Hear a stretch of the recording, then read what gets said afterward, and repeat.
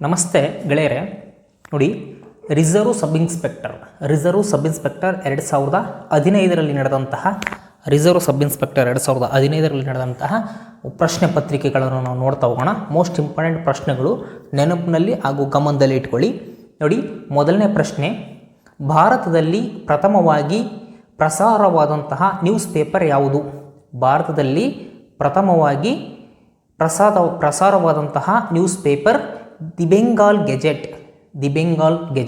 ಭಾರತದಲ್ಲಿ ಪ್ರಥಮವಾಗಿ ಪ್ರಸಾರವಾದಂತಹ news paper the Bengal gazette. ಅದೇ ಕರ್ನಾಟಕದಲ್ಲಿ ಪ್ರಥಮವಾಗಿ ಪ್ರಸಾರವಾದಂತಹ ನ್ಯೂಸ್ ಪೇಪರ್ ಅಂತ ಕರೆದರೆ ನಾವು ಮಂಗಳೂರು ಸಮಾಚಾರ ಅಂತ ಕರಿತೇವೆ. ಭಾರತದಲ್ಲಿ ದಿ ಬೆಂಗಾಲ್ ಗೆಜೆಟ್, ಕರ್ನಾಟಕದಲ್ಲಿ ಮಂಗಳೂರು ಸಮಾಚಾರ. ನೋಡಿ, ಎರಡನೇ ಪ್ರಶ್ನೆ, ಯಮುನಾ ನದಿಯ ಮೂಲಕ್ಕೆ ಕಾರಣವಾದ ಹಿಮಪ್ರವಾಹ ಯಾವುದು? ಯಮುನಾ ನದಿಯ ಮೂಲಕ್ಕೆ ಕಾರಣವಾದಂಥ ಹಿಮಪ್ರವಾಹ ಯಮುನೋತ್ರಿ. ನೆಕ್ಸ್ಟ್, ಶರಾವತಿ ನದಿಯು ಜೋಗ್ ಜಲಪಾತ, ಇದರ ಲಕ್ಷಣ. ಜೋಗ್ ಜಲಪಾತ ಯಾವ ನದಿಯಿಂದ ಸೃಷ್ಟಿಯಾಗಿದೆ? ಶರಾವತಿ ನದಿಯಿಂದ ಸೃಷ್ಟಿಯಾಗಿದೆ. ಇದು ಯಾವ ಜಿಲ್ಲೆ?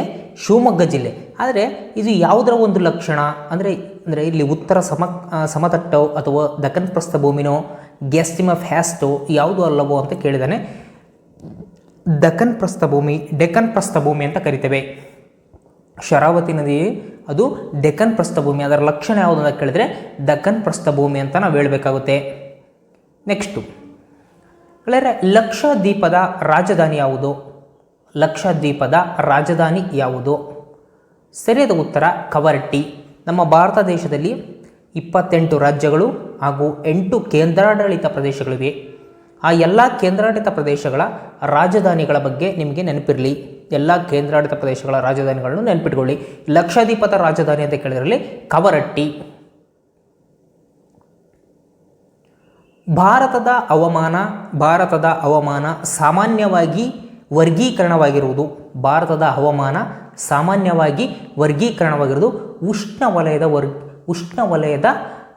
ಹವಾಮಾನ. ಭಾರತದ ಹವಾಮಾನ ಯಾವುದು? ಉಷ್ಣವಲಯದ ಹವಾಮಾನ. ನೆಕ್ಸ್ಟ್ ಗೆಳೆಯರೆ, ಈ ಕೆಳಗಿನ ಯಾವ ದೇಶ ಗಾತ್ರದಲ್ಲಿ ದೊಡ್ಡದಾಗಿದೆ?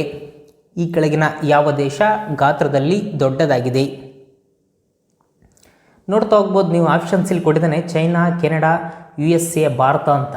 ಗೆಳೆಯರೆ, ನಾನೊಂದು ಕೋಡ್ ಹೇಳಿ, RKC AP ಅಂತ. ಅಂದರೆ ಇಲ್ಲಿ ಆಪ್ಷನ್ಸಲ್ಲಿ ರಷ್ಯಾ ಇಲ್ಲ, ಸೊ ಕೆನಡಾ. ಫಸ್ಟು ವಿಸ್ತೀರ್ಣದಲ್ಲೇ ದೊಡ್ಡದಾದಂತಹ ಒಂದು ದೇಶ ಅಂತ ನಾವು ಕರೆಯೋದಾದರೆ ಅದನ್ನು ನಾವು ರಷ್ಯಾ ಅಂತ ಕರಿತೇವೆ. ನಮ್ಮ ಭಾರತ ಎಷ್ಟನೇ ಸ್ಥಾನದಲ್ಲಿದೆ ಅಂತ ಯಾರಾದರೂ ಕೇಳಿದರೆ 7th ಪ್ಲೇಸಲ್ಲಿದೆ. 7th ಪ್ಲೇಸಲ್ಲಿ. ಯಾವುದರಲ್ಲಿ? ವಿಸ್ತೀರ್ಣದಲ್ಲಿ. ಅದೇ ರೀತಿಯಾಗಿ ಜನಸಂಖ್ಯೆಯಲ್ಲಿ ಅಂತ ನೋಡಿದರೆ ಈಗ ಸಮೀಕ್ಷೆ ಆಗಿಲ್ಲ, 2011 ಸಮೀಕ್ಷೆ ಪ್ರಕಾರ 2011 ಜನಸಂಖ್ಯೆಯಲ್ಲಿ ಅಂತ ಕೇಳಿದರೆ ಚೀನಾ 1ನೇ ಸ್ಥಾನ, ಭಾರತ 2ನೇ ಸ್ಥಾನ. ವಿಸ್ತೀರ್ಣದಲ್ಲಿ 7th ಪ್ಲೇಸಲ್ಲಿದ್ದೀವಿ, ಜನಸಂಖ್ಯೆಯಲ್ಲಿ 2nd ಪ್ಲೇಸಲ್ಲಿ ನಮ್ಮ ಭಾರತವನ್ನು ನಾವು ಕಾಣ್ತೇವೆ. ಸೊ ಇಲ್ಲಿ ಕೊಟ್ಟರೆ ಆಪ್ಷನ್ಸಲ್ಲಿ ಈ ಕೆಳಗಿನ ಯಾವ ದೇಶ ಗಾತ್ರದಲ್ಲಿ ದೊಡ್ಡದಾಗಿದೆ ಅಂತ ಕೇಳಿದೆ ಕೇಳಿದರೆ ಕೆನಡಾ. ಎಕ್ಸ್ಟ್ರಾ ನಾವು ಮಾತಾಡೋದೇ ಬೇಡ, ಎಕ್ಸಾಮ್ ಹತ್ರ ಬಂದಿದೆ, ಕ್ವಶನ್ನು ಆನ್ಸರು ಅಷ್ಟೇ. ಜಾಸ್ತಿ ಕತೆ, ಪುರಾಣ, ಮೋಟಿವೇಶನ್ನು ಈಗಲೇ ಎಲ್ಲ ಯೂಟ್ಯೂಬ್ ಚಾನಲ್ ಹತ್ರ ನೀವು ಮೋಟಿವೇಶನ್ ತಗೊಂಡು ಸಾಕಾಗೋಗಿದೆ. ಮೋಟಿವೇಶನ್ ಇನ್ನೊಬ್ರು ಮಾಡೋ ಮೋಟಿವೇಶನ್ನು ಆ ಕ್ಷಣ ಅಥವಾ ವಿಡಿಯೋ ನೋಡಿದಾಗ ಅಥವಾ ಯಾವುದೋ ಒಂದು ಕ್ಲಾಸಲ್ಲಿ ಕುಂತಾಗ ಮಾತ್ರ ಮೋಟಿವೇಶನ್ ಆಗುತ್ತೆ. ಆದರೆ ಸೆಲ್ಫ್ ಮೋಟಿವೇಶನ್ ಮಾಡ್ಕೋಬೇಕು ಗೆಳೆಯರೆ. ಸೆಲ್ಫ್ ಮೋಟಿವೇಶನ್ ಮಾಡ್ಕೊಂಡು ನಾವು ಓದ್ತಾ ಹೋಗಬೇಕು. ಮೋಟಿವೇಶನ್ ನಾವು ಇನ್ನೊಬ್ರಿಗೋಸ್ಕರ ಮೋಟಿವೇಶನ್ ಕಾಯೋದು ಆ ಕ್ಷಣ, ಆ ಗಂಟೆ, ಆ ದಿನ ಅಥವಾ ಒಂದು ವಾರ ತನಕ ಮಾತ್ರ ಇರ್ತದೆ. ಸೆಲ್ಫ್ ಮೋಟಿವೇಶನ್ನು ನಿನ್ನ ಜಾಬೋ ಇನ್ನೊಂದು ತಲುಪುವರೆಗೆ ಇರ್ತದೆ. ಸೊ ಸೆಲ್ಫ್ ಮೋಟಿವೇಶನಿಂದ ಓದ್ರಿ. ನಾನು ಜಾಸ್ತಿ ಮೋಟಿವೇಶನ್ನು ಇನ್ನೊಂದು ಎಕ್ಸ್ಟ್ರಾ ಹೊರಗಿಂದು ಏನು ಹೇಳೋಕ್ಕೆ ಹೋಗಲ್ಲ. ನಮ್ಮದೇನಪ್ಪ, ನಾವು ಒಂಥರ ಕುದುರೆ ಇದಕ್ಕೆ ಕಡ್ದಂಗೆ. ಎಕ್ಸಾಮು ನಾನು, ನಮ್ಮ ಹುಡುಗರು ಕಾಂಪಿಟೇಟಿವ್ ಎಕ್ಸಾಮ್ ಓದೋ ಹುಡುಗರು ನಾನು, ಅಷ್ಟೇ ಸಾಕು. ಜಾಸ್ತಿ ಟೆನ್ಷನ್ ಬೇಡ, ನೋಡ್ತಾ ಹೋಗೋಣ ನಾವು. ಆಮೇಲೆ ನೀವು ಸರ್ ಬೋರ್ ಆಗ್ತಾಯಿದೆ, ಬರೀ ನೋಡ್ತಾ ಹೋದರೆ ಬೋರ್ ಆಗ್ತಾಯಿದೆ ಅಂದರೆ ನಾನೇನು ಮಾಡೋಕ್ಕಾಗಲ್ಲ. ಬೋರ್ ಆಗುತ್ತೆ ಅಂದರೆ ನೀವು ಇದನ್ನು ಪ್ರೀತಿಸಿದರೆ ಬೋರ್ ಆಗಲ್ಲ. ಈ ಕಷ್ಟಪಟ್ಟು ಓದ್ದೇನು ಸಕ್ಸಸ್ ಆಗ್ತಾನೆ ಅಷ್ಟೇ. ನೋಡಿ, ಈ ಕೆಳಗಿನ ಯಾವ ದೇಶ ಗಾತ್ರದಲ್ಲಿ ದೊಡ್ಡದು ಅಂತ ಕೇಳಿದ್ದಾನೆ. ನಾವು ರಷ್ಯಾ 1ನೇ ಸ್ಥಾನದಲ್ಲಿದೆ, 2ನೇ ಪ್ಲೇಸಲ್ಲಿ ಕೆನಡಾ. ನೆಕ್ಸ್ಟ್ ಮುಂದಿನ ಪ್ರಶ್ನೆ ನೋಡೋಣ ಗೆಳೆಯರೆ. ಈ ಕೆಳಗೆ ಹೊಂದಾಣಿಕೆ ಆಗದೆ ಇರೋದು ಅಂದರೆ ಬೆಸ ಪದವನ್ನು ತೆಗೆದಾಕ್ರಿ ಅಂತ ಹೇಳಿದರೆ ಇಲ್ಲಿ ಆಪ್ಷನ್ಸಲ್ಲಿ ನೀವು ನೋಡ್ತಾ ಹೋಗ್ಬೋದು ಕಬ್ಬಿಣ, ಕಂಚು, ಅಲ್ಯೂಮಿನಿಯಂ, ಜಿಂಕ್ ಅಂತ ಕೊಟ್ಟಿದ್ದಾನೆ. ಇಲ್ಲಿ ನಾವು ಕಂಚನ್ನು ತೆಗಿದ್ವಿ, ಮಿಶ್ರ ಲೋಹ ಆಗಿರೋದ್ರಿಂದ ಕಂಚನ್ನು ನಾವು ತೆಗೆದು ಹಾಕುತ್ತೇವೆ. ನೆಕ್ಸ್ಟ್, ಪ್ರತಿ ವರ್ಷ ಯಾರ ನೆನಪಿನ ಅರ್ಥವಾಗಿ ರಾಮನ್ ಮ್ಯಾಗ್ಸೆಸ್ಸೆ, ಪ್ರತಿ ವರ್ಷ ಯಾರ ನೆನಪಿನ ಅರ್ಥವಾಗಿ ರಾಮನ್ ಮ್ಯಾಗ್ಸೆಸ್ಸೆ ಅಥವಾ ರಾಮನ್ ಮ್ಯಾಗ್ಸೆಸ್ಸೆ ನಾವು ಏಷ್ಯಾದ ನೋಬೆಲ್ ಅಂತ ಕರಿತೀವಿ. ಆ ಏಷ್ಯಾದ ನೋಬೆಲ್ ಪ್ರಶಸ್ತಿಯನ್ನು ನೀಡಲಾಗ್ತದೆ ಅಂತ ಕೇಳಿದರೆ ಸರಿಯಾದ ಉತ್ತರ ಫಿಲಿಪೈನ್ಸ್ನ ಅಧ್ಯಕ್ಷರು. ಫಿಲಿಪೈನ್ಸ್ನ ಅಧ್ಯಕ್ಷರ ನೆನಪಿನ ಅರ್ಥವಾಗಿ ಪ್ರತಿ ವರ್ಷ ನಾವು ರಾಮನ್ ಮ್ಯಾಗ್ಸೆಸ್ಸೆ ಪ್ರಶಸ್ತಿಯನ್ನು ಕೊಡ್ತೇವೆ. ರಾಮನ್ ಮ್ಯಾಗ್ಸೆಸ್ಸೆ ಪ್ರಶಸ್ತಿ ಅಂತಲೇ ನೀವು ನೆನಪಲ್ಲಿ ಇಟ್ಕೋಬೇಕು. ಇದು ಫಿಲಿಪೈನ್ಸ್ನ ಅಧ್ಯಕ್ಷರು ಅವರ ನೆನಪಿಗಾಗಿ ಕೊಡುವಂಥದ್ದು, ಪ್ರತಿ ವರ್ಷ ಕೊಡ್ತಾರೆ. ಹಾಗಾದರೆ ಈ ವರ್ಷ ಯಾರಿಗೆ ಬಂದಿದೆ ಅಂತ ನೋಡಬೇಕು. ಅದರಲ್ಲೂ ಇಂಪಾರ್ಟೆಂಟ್ ಭಾರತೀಯರಿಗೆ ಏನಾದರೂ ಬಂದಿತ್ತು ಅಂದರೆ ಫಸ್ಟ್ ಬರೆದಿಟ್ಕೋಬೇಕು. ಇಂಪಾರ್ಟೆಂಟ್ ಭಾರತೀಯರಿಗೆ ಬಂದಿತ್ತು ಅಂದರೆ ನಾನು ಎಕ್ಸಾಂಪಲ್ ಫಿಕ್ಸ್, ಫಿಲಿಪೈನ್ಸ್ನ ಅಧ್ಯಕ್ಷರು ಈ ಸಲ ಯಾರಿಗೆ ರಾಮನ್ ಮ್ಯಾಗ್ಸೆಸ್ಸೆ ಪ್ರಶಸ್ತಿ ಕೊಡಲಾಯಿತು ಅಂತ ಕೇಳ್ಬಿಡ್ತಾರೆ. ಬೇರೆ ದೇಶದವ್ರಿಗೆ ಏನಾದರೂ ಕೊಟ್ಟಿದ್ರೆ ಕಡಿಮೆ, ಕೇಳುವಂಥ ಸಾಧ್ಯತೆ ಕಡಿಮೆ. ಇಂಡಿಯನ್ಸ್ ಕೊಟ್ಟಿದ್ರು ಅಂದರೆ 100% 3 ಎಕ್ಸಾಮ್ ಮಾಡಿದ್ರೆ 2 ಎಕ್ಸಾಮಲ್ಲಿ ಕೇಳ್ತಾನೆ. ನೆಕ್ಸ್ಟ್, ಸಾಮಾಜಿಕ ಸೇವೆಗಾಗಿ ಕೈಸರ್-ಇ-ಹಿಂದ್ ಪ್ರಶಸ್ತಿಯನ್ನು ಬ್ರಿಟಿಷರಿಂದ ಪಡೆದಂತಹ ಭಾರತದ ಮೊದಲ ಮಹಿಳೆ. ಕೈಸರ್-ಇ-ಹಿಂದ್ ಪ್ರಶಸ್ತಿಯನ್ನು ಪಡೆದಿದ್ದು ಪಂಡಿತ್ ರಮಾಬಾಯಿ. ಪಂಡಿತ್ ರಮಾಬಾಯಿ. ನೆಕ್ಸ್ಟ್, ಗೆಳೆಯರೆ, ವಿಶ್ವ ಏಡ್ಸ್ ದಿನವನ್ನು ಯಾವಾಗ ಆಚರಿಸುತ್ತೇವೆ? ಪ್ರತಿ ವರ್ಷ ನಾವು ಡಿಸೆಂಬರ್ 1, ಪ್ರತಿ ವರ್ಷ ಡಿಸೆಂಬರ್ 1 ನಾವು ವಿಶ್ವ ಏಡ್ಸ್ ದಿನವನ್ನಾಗಿ ಆಚರಿಸುತ್ತೇವೆ.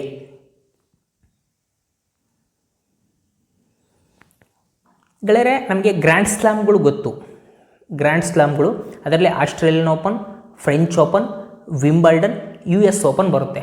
ಇದರಲ್ಲಿ ನಾವು Australian open, French open, Wimbledon, US ಓಪನ್ನಲ್ಲಿ ಮೆನ್ಸ್ ಸಿಂಗಲ್, ವುಮೆನ್ಸ್ ಸಿಂಗಲ್ ಪ್ರತಿಯೊಬ್ಬರು 4ಕ್ಕೂ ಸಮೇತ ಮೆನ್ಸ್ ಸಿಂಗಲ್, ವುಮೆನ್ಸ್ ಸಿಂಗಲ್ನ ನೋಡ್ಕೋಬೇಕು ಯಾರು ಗೆದ್ದಿದ್ದಾರೆ ಅಂತ. ಅದೇ ರೀತಿಯಾಗಿ ಮೆನ್ಸ್ ಡಬಲ್ಲು ಅಥವಾ ವುಮೆನ್ಸ್ ಡಬಲ್ಲು, ಮಿಕ್ಸ್ಡ್ ಡಬಲ್ಸ್ ಅಂತ ಆಡ್ತೀವಿ. ಅದರಲ್ಲಿ ನಮ್ಮ ಇಂಡಿಯನ್ಸ್ ಏನಾದರೂ ಗೆದ್ದಿದ್ರೆ ಅದನ್ನು ನೋಟ್ ಮಾಡ್ಕೋಬೇಕು. ಇಂಡಿಯನ್ಸ್ ಏನಾದರೂ ಗೆದ್ದರೆ, ಅದರ್ವೈಸ್ ಭಾಳ ಡಿಫಿಕಲ್ಟ್. UPSC ಒಳಗಾದ್ರೆ ಎಲ್ಲದನ್ನೂ ಕೇಳ್ತಾನೆ. Sub inspector, constable, ST FT ಒಳಗಡೆ ಆಲ್ಮೋಸ್ಟ್ ಕೇಳೋದು ಇಷ್ಟೇ, ಮೆನ್ಸ್ ಸಿಂಗಲ್ಲು ಇಲ್ಲ ವುಮೆನ್ಸ್ ಸಿಂಗಲ್ಲು. ಇಲ್ಲ ಅಂದರೆ ಮಿಕ್ಸ್ ಡಬಲ್ಲು ಅಥವಾ ಪುರುಷ ಡಬಲ್ಸಲ್ಲಿ ಅಥವಾ ಮಹಿಳಾ ಡಬಲ್ಸಲ್ಲಿ ಏನಾದರೂ ಇಂಡಿಯನ್ಸ್ ಇದ್ದರೆ ಅಥವಾ ಇಂಡಿಯನ್ಸು ಸೆಕೆಂಡ್ ಪ್ಲೇಸಲ್ಲಿದ್ದರೆ ಸೆಕೆಂಡ್ ಪ್ಲೇಸ್ನೇ ಕೇಳ್ತಾರೆ, ಯಾರು ವಿರುದ್ಧ ಗೆದ್ದರು ಆ ಥರ ಸೆಕೆಂಡ್ ಪ್ಲೇಸಲ್ಲಿದ್ದರೆ ಕೇಳ್ತಾರೆ. ಸೊ ನೀವು ನೆನ್ಪಿಟ್ಕೋಬೇಕು, ಎಲ್ಲ men single, Australian open, French open, Wimbledon, US open ಎಲ್ಲ 4 ಗ್ರ್ಯಾಂಡ್ ಸ್ಲಾಮ್ನ ಮೆನ್ ಸಿಂಗಲ್, ವುಮೆನ್ ಸಿಂಗಲ್ ನೆನ್ಪಿಟ್ಕೊಳ್ಳಿ. ಇಂಡಿಯನ್ಸ್ ಏನಾದ್ರು ಸೆಕೆಂಡ್ ಪ್ಲೇಸು, ಫಸ್ಟ್ ಪ್ಲೇಸ್ ಯಾವ್ದಾದ್ರು ಉಳಿದ್ರಲ್ಲಿದ್ದರೆ ಅದನ್ನು ನೆನ್ಪಿಟ್ಕೊಳ್ಳಿ. ಇಲ್ಲಿ ಈಗೇನೋ ಸಮೇತ ಯಾರು ಮಾರ್ಟಿನಾ ಹಿಂಗಿಸ್ ಎನ್ನುವ ಅಂತೇಳು, ಮಾರ್ಟಿನಾ ಹಿಂಗಿಸ್ ಇವಳು ಯಾವ ದೇಶದವಳು? ಇವಳು ಟೆನ್ನಿಸ್ ಆಟಗಾರ್ತಿ, ಸ್ವಿಟ್ಜರ್ಲ್ಯಾಂಡ್. ಮಾರ್ಟಿನಾ ಹಿಂಗಿಸ್ ಇವರು ಯಾವ ದೇಶದವರು? ಸ್ವಿಟ್ಜರ್ಲ್ಯಾಂಡ್. ಇನ್ನೊಂದು ಮೋಸ್ಟ್ ಇಂಪಾರ್ಟೆಂಟ್ ನೋಡ್ರಿ, ವರದಕ್ಷಿಣೆ ನಿಷೇಧ ಕಾಯ್ದೆ ಜಾರಿಗೆ ಬಂದಿದ್ದು ಯಾವಾಗ? ವರದಕ್ಷಿಣೆ ನಿಷೇಧ ಕಾಯ್ದೆ 1961. ವರದಕ್ಷಿಣೆ ನಿಷೇಧ ಕಾಯ್ದೆ ಜಾರಿಗೆ ಬಂದಿದ್ದು 1961. ಕೆಲವೊಂದು ಇಂಪಾರ್ಟೆಂಟ್ ಇಸ್ವಿಗಳು ಇರ್ತವೆ, ಅವನು ನೀವು ನೆನ್ಪಿಟ್ಕೊಳ್ಳೇಬೇಕು. ನೋಡಿ, ಭಾರತ ರತ್ನ ಪ್ರಶಸ್ತಿಯಲ್ಲಿ ನೀವು ಸುಮಾರು 4 ಎಕ್ಸಾಮ್ ಮಾಡಿದ್ರೆ 1 ಎಕ್ಸಾಮಲ್ಲಿ ಕೇಳ್ತಾನೆ. ಭಾರತ ರತ್ನ ಪ್ರಶಸ್ತಿಯನ್ನು ರೀಸೆಂಟಾಗಿ ಕೊಟ್ಟರಾಗಿರ್ಬೋದು, ಮೊದಲಾಗಿರ್ಬೋದು, ಕೊನೆಗಾಗಿರ್ಬೋದು ಅಥವಾ ಮಿಡ್ಲಾಗಿರ್ಬೋದು, ಯಾವ್ಯಾವ ರೀತಿಯಲ್ಲೂ ಸಮೇತ ಭಾಳ ರೀತಿಯಾದ ಕ್ವಶನ್ ಪೇಪರ್. ನಾನು ಈಗಿಂದೆ ಸುಮಾರು 6 ಪ್ರಶ್ನೆ ಪತ್ರಿಕೆಗಳನ್ನ ಬಿಡಿಸಿದ್ದು, 7ನೇ ಪ್ರಶ್ನೆ ಪತ್ರಿಕೆ. ಅದಾದರೂ ಸಮೇತ 6 ಪ್ರಶ್ನೆ ಪತ್ರಿಕೆಯಲ್ಲಿ ಸುಮಾರು 3 ಪ್ರಶ್ನೆ ಪತ್ರಿಕೆಯಲ್ಲಿ ಸಮೇತ ಭಾರತ ರತ್ನ ಪ್ರಶಸ್ತಿ ಬಗ್ಗೆ ಕೇಳಿದ್ದಾರೆ.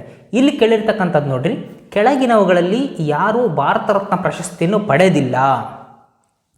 ನಾವು ಅಟಲ್ ಬಿಹಾರಿ ವಾಜಪೇಯಿ, ಸಚಿನ್ ತೆಂಡೂಲ್ಕರ್ ಮತ್ತು ಸುಬ್ಬಲಕ್ಷ್ಮಿ ಇವರೆಲ್ಲರೂ ಸಮೇತ ಭಾರತ ರತ್ನ ಪ್ರಶಸ್ತಿಯನ್ನು ಪಡ್ಕೊಂಡಿದ್ದಾರೆ. ಅಟಲ್ ಬಿಹಾರಿ ವಾಜಪೇಯಿ ಅವರು ರಾಜಕಾರಣಕ್ಕಾಗಿ, ಸಚಿನ್ ತೆಂಡೂಲ್ಕರ್ ಅವರು ಕ್ರಿಕೆಟ್ ಆಟಗಾರರು ಹಾಗೂ ಸುಬ್ಬಲಕ್ಷ್ಮಿ ಅವರು ಶಾಸ್ತ್ರೀಯ ಸಂಗೀತಕ್ಕೆ ಪಡ್ಕೊಂಡಿದ್ದಾರೆ. ಇಲ್ಲಿ ದಿಲೀಪ್ ಕುಮಾರ್ ಎನ್ನುವಂಥವರು ಭಾರತ ರತ್ನ ಪ್ರಶಸ್ತಿಯನ್ನು ಪಡೆದಿಲ್ಲ.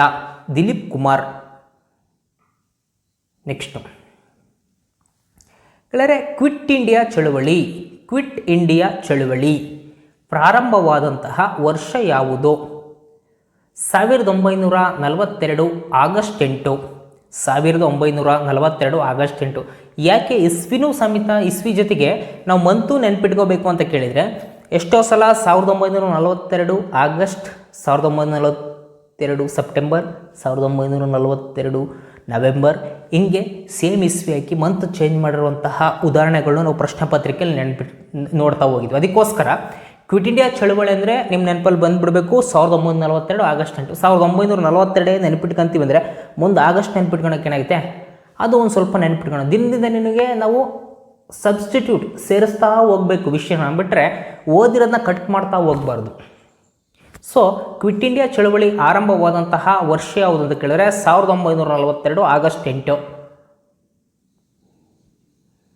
ಗೆಳೆಯರೆ, ಈ ಹಿಂದೆ ಪ್ರಶ್ನೆ ಪತ್ರಿಕೆಯಲ್ಲಿ ಆಲ್ರೆಡಿ ಬಂದೋಗಿತ್ತು ಮತ್ತು ರಿಪೀಟ್ ಇನ್ನೊಂದು ಸಲ ಹೇಳ್ತೀನಿ. ದ್ವಿಪ್ರಭುತ್ವ ಸಂಸ್ಥಾನಗಳಲ್ಲಿ ಜಾರಿಗೊಳಿಸಲಾಗಿದ್ದು ಯಾವ ಕಾಯ್ದೆ ಅಂತ ಕೇಳಿದರೆ 1919 ಮಾಂಟೆಗೊ ಚೆಲ್ಮ್ಸ್ಫೋರ್ಡ್ ಸುಧಾರಣೆ.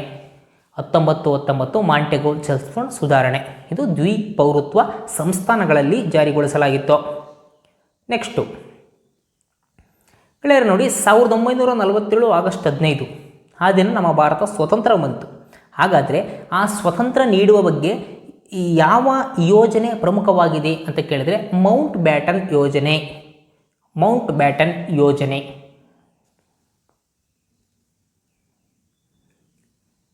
ಹರ್ಷಚರಿತವನ್ನು ಬರೆದವರು ಯಾರು? ಗೆಳೆಯರು, ಎಷ್ಟು ಸಲ ಹೇಳಿದ್ದೀನಪ್ಪ?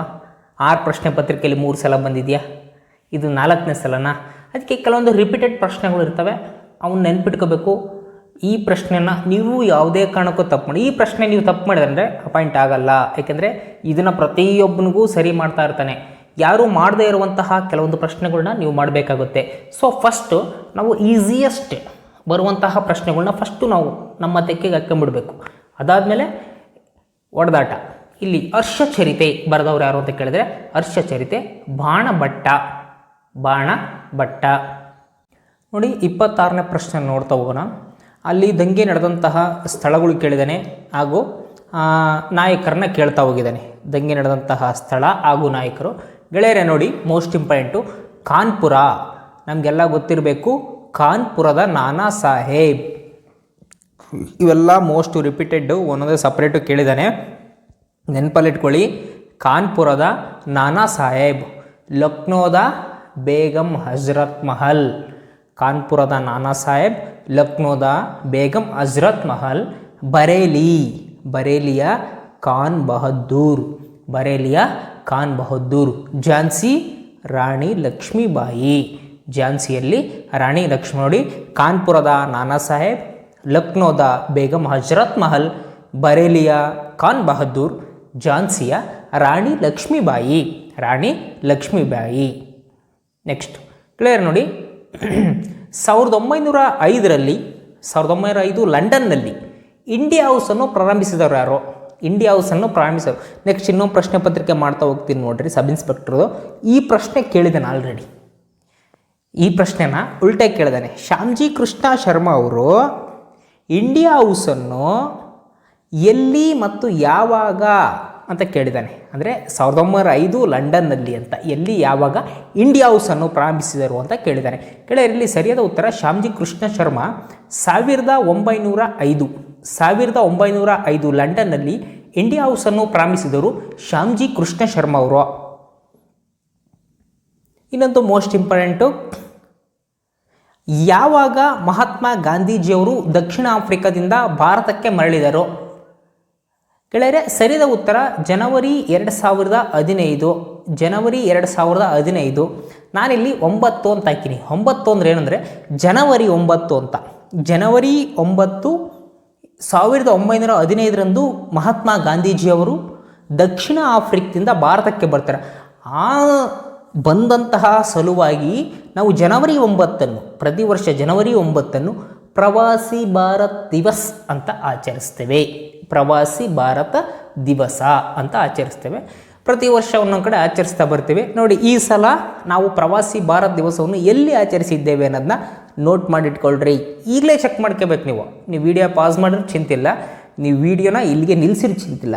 ವಿಡಿಯೋ ನಿಲ್ಲಿಸ್ರಿ, ಫಸ್ಟ್ ಚೆಕ್ ಮಾಡಿ ಕರೆಂಟ್ ಅಫೇರ್ಸ್, ಇದ್ರ ಜೊತೆ ಕರೆಂಟ್ ಅಫೇರ್ಸ್, ಇಲ್ಲಿ ಜನರಲ್ ನಾಲೆಡ್ಜ್ ಜೊತೆ ಇದ್ವಲ್ಲ, ಇದ್ರ ಜೊತೆ ಕರೆಂಟ್ ಅಫೇರ್ಸ್ ನೀವು ಬರ್ಕೊಂಡ್ಬಿಡ್ಬೇಕು ಟಕ್ಕನಾಗೆ.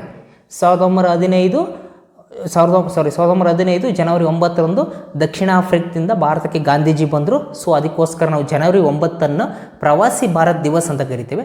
ಹಾಗಾದರೆ ಈ ವರ್ಷ ಜನವರಿ 9 ಪ್ರವಾಸಿ ಭಾರತ್ ದಿವಸವನ್ನು ಎಲ್ಲಿ ಆಚರಿಸಲಾಯಿತು ಅಂತ ನೋಡ್ಕೋಬೇಕು. ನೆಕ್ಸ್ಟ್, ಬಾದಾಮಿಯಲ್ಲಿರುವ ಪ್ರಸಿದ್ಧ ಗುಹಾಂತರ ದೇವಾಲಯಗಳನ್ನು ಯಾರು ನಿರ್ಮಾಣ ಮಾಡುತ್ತಾರೆ? ಬಾದಾಮಿ ಚಾಳುಕ್ಯರ ರಾಜಧಾನಿ ಅದು ಬಾದಾಮಿ. ಹಾಗೂ ಇನ್ನೊಂದು ಪ್ರಶ್ನೆ ಪತ್ರಿಕೆಯಲ್ಲಿ ಕೇಳಿದ್ದ, ಬಾದಾಮಿಗೆ ಇರತಕ್ಕಂಥ ಇನ್ನೊಂದು ಹೆಸರೇನು ಅಥವಾ ಬಾದಾಮಿಯ ಹಳೆಯ ಹೆಸರೇನೋ? ಬಾದಾಮಿ ವಾತಾಪಿ ಅಂತ ನಾವು ಕರಿತೇವೆ, ವಾತಾಪಿ. ಸೊ ಇಲ್ಲಿ ಬಾದಾಮಿಯಲ್ಲಿರುವ ಪ್ರಸಿದ್ಧ ಗುಹಾಲಯವನ್ನು ನಿರ್ಮಾಣ ಮಾಡಿದರು ಚಾಳುಕ್ಯರು. ನೆಕ್ಸ್ಟ್ ನೋಡ್ತಾ ಹೋಗೋಣ. ನೋಡಿ, ಯಾರು ವಿಜಯನಗರ ಸಾಮ್ರಾಜ್ಯವನ್ನು ಸ್ಥಾಪನೆ ಮಾಡಿದರೋ? ವಿಜಯನಗರ ಸಾಮ್ರಾಜ್ಯವನ್ನು ಕೆಲವೊಂದರಲ್ಲಿ ಅಕ್ಕಬುಕ್ಕರು ಅಂತ ಕೇಳ್ತಾರೆ. ಇಲ್ಲಿ ಆಪ್ಷನ್ಸಲ್ಲಿ ಹರಿಹರ 1 ಅಂತಿರೋದ್ರಿಂದ ಸರಿಯಾದ ಉತ್ತರ ಹರಿಹರ 1. ನೆಕ್ಸ್ಟ್ ಹೇಳ್ಯಾರ ನೋಡಿ, ಸುಪ್ರೀಂ ಕೋರ್ಟಿನ ನ್ಯಾಯಾಧೀಶರು ತಮ್ಮ ಕಚೇರಿಯ ಕಾರ್ಯವನ್ನು, ಸುಪ್ರೀಂ ಕೋರ್ಟ್ನಲ್ಲಿರ್ತಕ್ಕಂಥ ನ್ಯಾಯಾಧೀಶರು ತಮ್ಮ ಕಚೇರಿಯಲ್ಲಿರ್ತಕ್ಕಂಥ ಕಾರ್ಯವನ್ನು ಎಷ್ಟನೇ ವಯಸ್ಸಿನವರೆಗೆ ಮಾಡಬಹುದು? ಅಂದರೆ ಅವ್ರದ್ದು ರಿಟೈರ್ಡ್ ಏಜ್ ಎಷ್ಟು ಅಂತ ಕೇಳಿದೆ. ನೋಡ್ರಿ, ಇಲ್ಲಿ ಸುಪ್ರೀಂ ಕೋರ್ಟ್ದು ಅಂತ ನಾವು ಕೇಳಿದಾಗ 65, ಅವರ ರಿಟೈರ್ಮೆಂಟ್ ಏಜು 65. ಅದೇ ಹೈಕೋರ್ಟ್ ಅಂತ ಬಂದರೆ ನಾವು 62 ವರ್ಷ. ಸುಪ್ರೀಂ ಕೋರ್ಟಿಂದು 65, ಹೈಕೋರ್ಟಿಂದು 62. ನೆಕ್ಸ್ಟ್ ಗೆಳೆಯರು ನೋಡಿ, ವಿಧಾನ ಪರಿಷತ್ತಿನಲ್ಲಿ 1/3 ಭಾಗದಷ್ಟು ಸದಸ್ಯರನ್ನು, ವಿಧಾನ ಪರಿಷತ್ತಿನಲ್ಲಿ MLC 1/3 ಭಾಗದಷ್ಟು ಸದಸ್ಯರು ಎಷ್ಟು ವರ್ಷಗಳಿಗೆ ನಿವೃತ್ತಿಯಾಗುತ್ತಾರೆ? ಸರಿಯಾದ ಉತ್ತರ 2 ವರ್ಷ. ವಿಧಾನ ಪರಿಷತ್ತಿನಲ್ಲಿರ್ತಕ್ಕಂತಹ ಸದಸ್ಯರು ನಮ್ಮ ಕರ್ನಾಟಕದಲ್ಲಿ ಅಂತ ಕೇಳಿದ್ರೆ 75 ಜನ ವಿಧಾನ ಪರಿಷತ್ನ ಸದಸ್ಯರು. ಅವರು ಈ 1/3 ಸದಸ್ಯರು 2 ವರ್ಷಕ್ಕೊಮ್ಮೆ ನಿವೃತ್ತಿ ಆಗ್ತಾ ಇರ್ತಾರೆ. ನೆಕ್ಸ್ಟು ಗೆಳೆಯರ ನೋಡಿ, ಈ ಕೆಳಗಿನ ಯಾವ ಸಮುದಾಯವನ್ನು ಸರ್ಕಾರವು ರಾಷ್ಟ್ರ ಮಟ್ಟದಲ್ಲಿ ಅಲ್ಪಸಂಖ್ಯಾತರೆಂದು ಅನುಮೋದಿಸಿದೆ? ನೋಡಿ, ಸಿಖ್ಖರು, ಕ್ರಿಶ್ಚಿಯನ್ನರು ಮತ್ತು ಬೌದ್ಧರು. ಗೆಳೆಯರೆ, ಇಲ್ಲಿ ಸಿಖ್ಖರು, ಕ್ರಿಶ್ಚಿಯನ್ನರು ಮತ್ತು ಬೌದ್ಧರು ಇವರೆಲ್ಲರೂ ಸಮೇತ ನಾವು ಕೇಂದ್ರದಲ್ಲಿ ಹೋಲಿಕೆ ಮಾಡಿದರೆ, ಆಯಾ ರಾಜ್ಯಗಳಲ್ಲಿ ಏನೇನೋ ಮಾಡಿಕೊಂಡಿದ್ರೆ ಬೇಡ, ರಾಷ್ಟ್ರ ಮಟ್ಟದಲ್ಲಿ ನಾವು ನೋಡಿದರೆ ಅದನ್ನು ಅಲ್ಪಸಂಖ್ಯಾತರು. ರಾಷ್ಟ್ರ ಮಟ್ಟದಲ್ಲಿ ಸಿಖ್ಖರು, ಕ್ರಿಶ್ಚಿಯನ್ನರು ಮತ್ತು ಬುದ್ಧರು ನೆನ್ಪಿಟ್ಕೋಬೇಕು. ಸಿಖ್ಖರು, ಕ್ರಿಶ್ಚಿಯನ್ನರು, ಬುದ್ಧರು ಇವರೆಲ್ಲರೂ ಸಮೇತ ಅಲ್ಪಸಂಖ್ಯಾತರು. 2011ರ ಜನಗಣತಿ ಪ್ರಕಾರ ಯಾವ ರಾಜ್ಯ ಕಡಿಮೆ ಜನಸಂಖ್ಯೆಯನ್ನು ಹೊಂದಿದೆ? ಸರಿಯಾದ ಉತ್ತರ ಸಿಕ್ಕಿಂ. ಅತಿ ಹೆಚ್ಚು ಜನಸಂಖ್ಯೆಯನ್ನು ಹೊಂದಿರುವುದು ಉತ್ತರ ಪ್ರದೇಶ, ಅತಿ ಕಡಿಮೆ ಜನಸಂಖ್ಯೆಯನ್ನು ಹೊಂದಿರುವುದು ಸಿಕ್ಕಿಂ. ಜನಸಂಖ್ಯೆಯಲ್ಲಿ ಭಾರತದಲ್ಲಿ ಹೆಚ್ಚಿಗೆ ಇರೋದು ಅಂತ ಕೇಳಿದರೆ ನೀವು ಯಾವ ದೇಶ ಹೇಳಬೇಕಪ್ಪ? ಉತ್ತರ ಪ್ರದೇಶ. ಎಲ್ಲಿ ಜನಸಂಖ್ಯೆ ಜಾಸ್ತಿ ಇರುತ್ತೋ ಅಲ್ಲಿ ವಿಧಾನಸಭೆ ಸೀಟುಗಳು ಅಥವಾ ಲೋಕಸಭೆ ಸೀಟುಗಳು ಜಾಸ್ತಿ ಇರ್ತವೆ. ಸೊ ಉತ್ತರ ಪ್ರದೇಶದಲ್ಲಿ 80 ಸೀಟುಗಳು ಹಾಕಿದ್ದಾವೆ MLAಗಳು ಅಂದರೆ ಅಲ್ಲಿ ಜನಸಂಖ್ಯೆ ಜಾಸ್ತಿ ಇದ್ದಾರೆ, ಅದಕ್ಕೋಸ್ಕರ. ನಮ್ಮಲ್ಲಿ ಎಷ್ಟಿದ್ದಾವೆ? ಲೋಕಸಭೆಯಲ್ಲಿ 80 ಸೀಟ್ಗಳಿದ್ದಾವೆ. ಯಾಕೆ? ಅಲ್ಲಿ ಜನಸಂಖ್ಯೆ ಜಾಸ್ತಿ ಇದೆ, ಅದಕ್ಕೋಸ್ಕರ. ನಮ್ಮಲ್ಲಿ ಲೋಕಸಭೆ ಎಷ್ಟಿದೆ? 28 ಕ್ಷೇತ್ರ ಇದೆ. ಅದೇ ರೀತಿಯಾಗಿ ನಾವು ನೋಡ್ತಾ ಹೋಗಬೇಕು. ಉತ್ತರ ಪ್ರದೇಶ ಜನಸಂಖ್ಯೆಯಲ್ಲಿ ಜಾಸ್ತಿ, ಸಿಕ್ಕಿಂ ಜನಸಂಖ್ಯೆಯಲ್ಲಿ ಕಡಿಮೆ. ವಿಸ್ತೀರ್ಣ ಅಂತ ಕೇಳಿದರೆ ರಾಜಸ್ಥಾನ ವಿಸ್ತೀರ್ಣದಲ್ಲಿ ಜಾಸ್ತಿ, ಗೋವಾ ವಿಸ್ತೀರ್ಣದಲ್ಲಿ ಕಡಿಮೆ. ಮುಂದಿನ ಪ್ರಶ್ನೆಗೆ ಹೋಗೋಣ. ನೋಡಿ, ಇಲ್ಲಿ ಯಾಮಿನಿ ಕೃಷ್ಣಮೂರ್ತಿ ಯಾವ ನೃತ್ಯ ಪ್ರಕಾರಕದಲ್ಲಿ ಪರಿಣಿತರು? ನಾನು ಎಕ್ಸಾಮ್ ಬರೆದಾಗ ನಾನು ಕೂಚಿಪುಡಿ ಅಂತ ಹಾಕಿದ್ದೆ. ಯಾಮಿನಿ ಕೃಷ್ಣಮೂರ್ತಿ ಅವರು ಕೂಚಿಪುಡಿ ಅಂತ ಹಾಕಿದ್ದೆ. ಇವರಿಗೆ ಪದ್ಮಶ್ರೀ, ಪದ್ಮಭೂಷಣ ಎಲ್ಲ ಪ್ರಶಸ್ತಿಯನ್ನು ಪಡ್ಕೊಂಡಿದ್ದಾರೆ. ಯಾರು? ಯಾಮಿನಿ ಕೃಷ್ಣಮೂರ್ತಿ ಅವರು. ಗೆಳೆಯರೆ, ಇಲ್ಲಿ ಸರಿಯಾದ ಉತ್ತರ ಕೂಚಿಪುಡಿ ಮತ್ತು ಭರತನಾಟ್ಯ ಇವೆರಡೂ ಸಮೇತ ಸರಿ ಉತ್ತರಗಳು. ಅಂದರೆ ಯಾಮಿನಿ ಕೃಷ್ಣಮೂರ್ತಿಯವರು ಭರತನಾಟ್ಯ ಮತ್ತು ಕೂಚಿಪುಡಿ ಎರಡರಲ್ಲೂ ಸಮೇತ ಇದ್ದಾರೆ. ಅದರಿಂದ ಇಲ್ಲಿ ಕೂಚಿಪುಡಿ ಮತ್ತು ಭರತನಾಟ್ಯ. ನೆಕ್ಸ್ಟ್, ಪೆನ್ಸಿಲ್ ತಯಾರಿಕೆಯಲ್ಲಿ ಈ ಕೆಳಗಂಡ ಯಾವುದನ್ನು ಬಳಸುತ್ತಾರೆ? ಇಂದಿನ ಪ್ರಶ್ನೆ ಪತ್ರಿಕೆಯಲ್ಲೂ ಹೇಳಿದ್ದೆ, ಈ ಪ್ರಶ್ನೆ ಪತ್ರಿಕೆಯಲ್ಲಿ ಹೇಳ್ತಿದ್ದೀನಿ. ಪೆನ್ಸಿಲ್ ತಯಾರಿಕೆಯಲ್ಲಿ ಬಳಸುವುದು ಗ್ರಾಫೈಟ್. ಇವೆಲ್ಲ ರಿಪೀಟೆಡ್ ಪ್ರಶ್ನೆಗಳು ನೆನ್ಪಿಟ್ಕೋಬೇಕು. ಎಷ್ಟು ಈಸಿ ಇರುತ್ತೆ ಅಂದರೆ, ನಾನು ನೋಡಿದಾಗೆ ನಮ್ಮ ಕರ್ನಾಟಕದ ನೇಮಕಾತಿ ಒಳಗಡೆ ಈಸಿಯೆಸ್ಟ್ ಬೇಗ ಜಾಬ್ ತಗೊಳ್ಳೋವಂಥದ್ದು ಅಂದರೆ ಅದು ಪೊಲೀಸ್ ಕಾನ್ಸ್ಟೇಬಲ್ ಗೌರ್ಮೆಂಟ್ ಕೆಲಸದಲ್ಲಿ ಪೊಲೀಸ್ ಕಾನ್ಸ್ಟೇಬಲ್. ಆದರೆ ಮತ್ತು ಈಸಿಯೆಸ್ಟು ಅಂತ ಹೇಳ್ಬಿಟ್ರೆ ಈಗ ಹೈಟ್ ಇಲ್ದರು, ರನ್ನಿಂಗ್ ಮಾಡೋಕ್ಕಾಗಲ್ದರು ಹಂಗಂತಲ್ಲ. ಈಗ ಅವೆಲ್ಲ ಕ್ವಾಲಿಫೈಡ್ ಆಗಬೇಕು. ಪೊಲೀಸ್ಗೆ ತನ್ನದಾದಂಥ ಒಂದು ಚೌಕಟ್ಟಿದೆ. ಬೇರೆ ಎಕ್ಸಾಮ್ಗಳಿಗಾದರೆ ನಿನಗೆ ಏನೋ ಒಂದು ಇಲ್ಲದ್ರೆ ನಡೀತದೆ, ಇಲ್ಲಂಗಲ್ಲ. ಇಲ್ಲಿ ಫಿಸಿಕಲ್ಲೇ ಇರಬೇಕು, ರಿಟರ್ನ್ ಎಕ್ಸಾಮಿನೇಷನ್ ಇರಬೇಕು, ಮೆಡಿಕಲ್ ಇರಬೇಕು. ಅಂದರೆ ಫಿಸಿಕಲಿ ಫಿಟ್ನೆಸ್ ಇದೆಯಾ ಅಂತ ಅವೆಲ್ಲ ಆದಮೇಲೆ ನೆಕ್ಸ್ಟ್ ಮತ್ತೆ ಇನ್ನೊಂದು ಸಲ ಮೆಡಿಕಲ್ ಮಾಡಿಸ್ತಾರೆ. ಆ ಮೆಡಿಕಲಲ್ಲೂ ಸಮೇತ ಪ್ರೂವ್ ಆಗಬೇಕು. ಇಷ್ಟು ಮಾನದಂಡಗಳಿದ್ದಾವೆ ಯಾವುದರಲ್ಲಿ, ಪೊಲೀಸ್ ಕಾನ್ಸ್ಟೇಬಲ್. ಆದರೆ ಎಕ್ಸಾಮಿನೇಷನ್ ಸ್ವಲ್ಪ ಲಿಬ್ರಲ್ ಆಗಿರುತ್ತೆ ಹಾಗೂ ಸ್ವಲ್ಪ ಕಡಿಮೆ ಮಾರ್ಕ್ಸ್ ತಗೊಂಡ್ರು ಕ್ಲಿಕ್ ಆಗೋದು ಚಾನ್ಸ್. ಇಲ್ಲಿ ಫಿಲ್ಟರ್ ಆಗ್ತಾರೆ ಅಂತ ಹೇಳೋದು. ನೋಡ್ರಿ, ಇಲ್ಲಿ ಫಿಸಿಕಲಲ್ಲಿ ಫಿಲ್ಟರ್ ಮಾಡಿಬಿಡ್ತಾರೆ. ಅದರಿಂದ ಗಿಡ್ಡಕ್ಕಿರೋರು ಅಥವಾ ಇನ್ನೊಂದು ಹ್ಯಾಂಡಿಕ್ಯಾಪ್ಟ್ಗಳಿಗೆ ಅವಕಾಶ ಇರೋಲ್ಲ. ಈ ರೀತಿಯಾಗಿ ಫಿಲ್ಟರ್ ಮಾಡ್ತಾ ಬರ್ತಾರೆ. ಇತ್ತೀಚೆಗೆ ಸ್ವಲ್ಪ ಕೋಟಾಗಳನ್ನ ಆ್ಯಡ್ ಮಾಡ್ತಾ ಬರ್ತಿದ್ದಾರೆ. ಆಲ್ರೆಡಿ ಅಪಾಯಿಂಟ್ ಆಗಿರೋರಿಗೆ ಇನ್ ಸರ್ವಿಸ್ನರಿಗೆ ಒಂದಿಷ್ಟು ಪರ್ಸೆಂಟೇಜು ಅಂತ ಕೊಡ್ತಾ ಇದ್ದಾರೆ. ಅದಾದಮೇಲೆ ನೋಡಿ, ಈಗ ಎಲ್ಲ 6 ನಿಮಿಷ ಇರೋದು 7 ನಿಮಿಷ ಮಾಡ್ತಾಯಿದ್ದಾರೆ. ಮಕ್ಕಳ ಕೈಲಿ, ಹುಡುಗರ ಕೈಲಿ ಓಡೋಕ್ಕಾಗೋದಿಲ್ಲ ಅಂತ ಸ್ವಲ್ಪ ಲಿಬ್ರಲ್ ಆಗ್ತಾ ಇದೆ. ನೋಡಿ, ಈಸಿಯೆಸ್ಟ್ ಜಾಬು ಆದರೆ ಎಫರ್ಟ್ ಹಾಕಲೇಬೇಕು. ಈಸಿಯೆಸ್ಟ್ ತಗೋಬೋದು ಅಂತ ಹೇಳಿದ್ದೀನಿ. ಇದೇ ರೀತಿ ಈಸಿಯೆಸ್ಟು ಡಿಫಿಕಲ್ಟ್ ಆಗ್ತಾ ಹೋಗುತ್ತೆ. ಕೇಳ್ರಿ, ಆ ದೊಡ್ಡ ಜಾಬ್ಗಳು ಸಿಗಲ್ದಾಗ ಏನು ಮಾಡ್ತಾರೆ, ಎಲ್ಲರೂ ಸಮೇತ ಯಾವ ಜಾಬು ಸಿಗುತ್ತೋ ಆ ಜಾಬ್ ಕಡೆಗೆ ಆಕರ್ಷಣೆ ಆಗ್ತಾ ಹೋಗ್ತಾರೆ. ಫಾರ್ ಎಕ್ಸಾಂಪಲ್, ಈಗ ಸಬ್ ಇನ್ಸ್ಪೆಕ್ಟ್ರಿಗೆ ಓದ್ತಾ ಇರ್ತಾನೆ, ಅವನ ಕೈಲಿ ಸಬ್ ಇನ್ಸ್ಪೆಕ್ಟರ್ ತಗೊಳಕ್ಕಲ್ಲ, ಅವನು ಕಾನ್ಸ್ಟೇಬಲಿಗೆ ಬರ್ತಾನೆ. ಕೇಸ್ ಓದ್ತಾ ಇರ್ತಾನೆ, ಪ್ರಿಲಿಮ್ಸ್ ಆಗ್ತಿರುತ್ತೆ, ಮೇನ್ಸ್ ಆಗ್ತಾರಲ್ಲ, ಅವನು ಬರ್ತಾನೆ. PDO ಓದ್ತಿರ್ತಾನೆ, ಅವನಿಗೂ ಕ್ಲಿಕ್ ಆಗ್ತಾರಲ್ಲ, 5-6 ವರ್ಷದಿಂದ ನೇಮಕಾತಿಗಳು ಕರೆದಿರಲ್ಲ, ಸಬ್ ಕಾನ್ಸ್ಟೇಬಲ್ ಎಕ್ಸಾಮ್ಗಳಿಗಿರ್ತಾನೆ, ಅವನು ಬರ್ತಾನೆ. ಈ ರೀತಿಯಾಗಿ ಯಾಕಪ್ಪ ಅಂದರೆ ವಯಸ್ಸಿನ ಮಿತಿ ಕಮ್ಮಿ ಇರುತ್ತೆ, ಮನೆಯಲ್ಲಿ ಸಮಸ್ಯೆ ಇರುತ್ತೆ, ಆ ಕಾರಣದಿಂದ ಎಲ್ಲರೂ ಬರ್ತಾರೆ. ಸೊ ಕಾಂಪಿಟೇಷನ್ ಜಾಸ್ತಿ ಯಾಕೆ ಅಂತ ಹೋಗುತ್ತೆ. ಜಾಬು ನಾವು ಎಷ್ಟು ಬೇಗವಾಗಿ ತಗೊಂತೀವೋ ಅಷ್ಟು ಒಳ್ಳೆಯದು. ಪೆನ್ಸಿಲ್ ತಯಾರಿಕೆಯಲ್ಲಿ ಬಳಸುವಂಥದ್ದು ಯಾವುದಪ್ಪ ಅಂತ ಹೇಳಿದ್ರೆ ಗ್ರಾಫೈಟ್. ಕ್ಲಿಯರ್ ನೋಡ್ರಿ. ಸಾಮಾನ್ಯವಾಗಿ ಮನುಷ್ಯ ದೇಹದ ಉಷ್ಣಾಂಶ ಎಷ್ಟೋ, ದೇಹದ ಉಷ್ಣಾಂಶ ಅಂತ ಕೇಳಿದ್ರೆ 96 ಡಿಗ್ರಿ ಫ್ಯಾರನ್ ಹೀಟ್ ಅಂತ. ಅದು ಎಫ್ ಅಂದರೆ ಫ್ಯಾರನ್ ಹೀಟ್, 96 ಡಿಗ್ರಿ ಫ್ಯಾರನ್ ಹೀಟ್. ನೆಕ್ಸ್ಟ್ ನೋಡಿ, ಹೆಚ್ಚಿನ ಬಿಳಿ ರಕ್ತ ಕಣಗಳ ಉತ್ಪಾದನೆಯನ್ನು ಏನೆನ್ನುವರೋ? ಲುಕೇಮಿಯಾ. ಬಿಳಿ ರಕ್ತ ಕಣಗಳು ಹೆಚ್ಚಾಗಿದ್ದರೆ ಲುಕೇಮಿಯಾ ಎನ್ನುವಂತಹ ರೋಗಕ್ಕೆ ತುತ್ತಾಗ್ತವೆ. ಬಿಳಿ ರಕ್ತ ಕಣಗಳು ಕಡಿಮೆ ಆದರೆ ಬಹಳ ಸಮಸ್ಯೆ, ಜಾಸ್ತಿ ಆದರೆ ಲುಕೇಮಿಯಾ ಬರುತ್ತೆ. ಬಿಳಿ ರಕ್ತ ಕಣಗಳು ಅದು ನಮ್ಮ ದೇಹದಲ್ಲಿರ್ತಕ್ಕಂಥ ರೋಗಗಳು, ಅದರ ವಿರುದ್ಧ ಹೋರಾಟ ಮಾಡ್ತಾ ಇರುತ್ತೆ.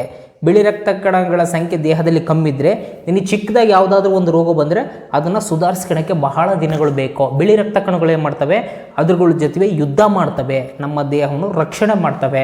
ಸೊ ಬಿಳಿ ರಕ್ತ ಕಣಗಳಿಂದ ನಮ್ಮ ದೇಹಕ್ಕೆ ರಕ್ಷಣೆ ಸಿಗುತ್ತೆ, ಸೋಂಕುಗಳಿಂದ ರಕ್ಷಣೆ ಸಿಗುತ್ತೆ ಅಂತ ಸಿಂಪಲ್ ನಾನು ಆಡು ಭಾಷೆಯಲ್ಲಿ ಹೇಳ್ತಾ ಇದ್ದೀನಿ ಅಷ್ಟೇ.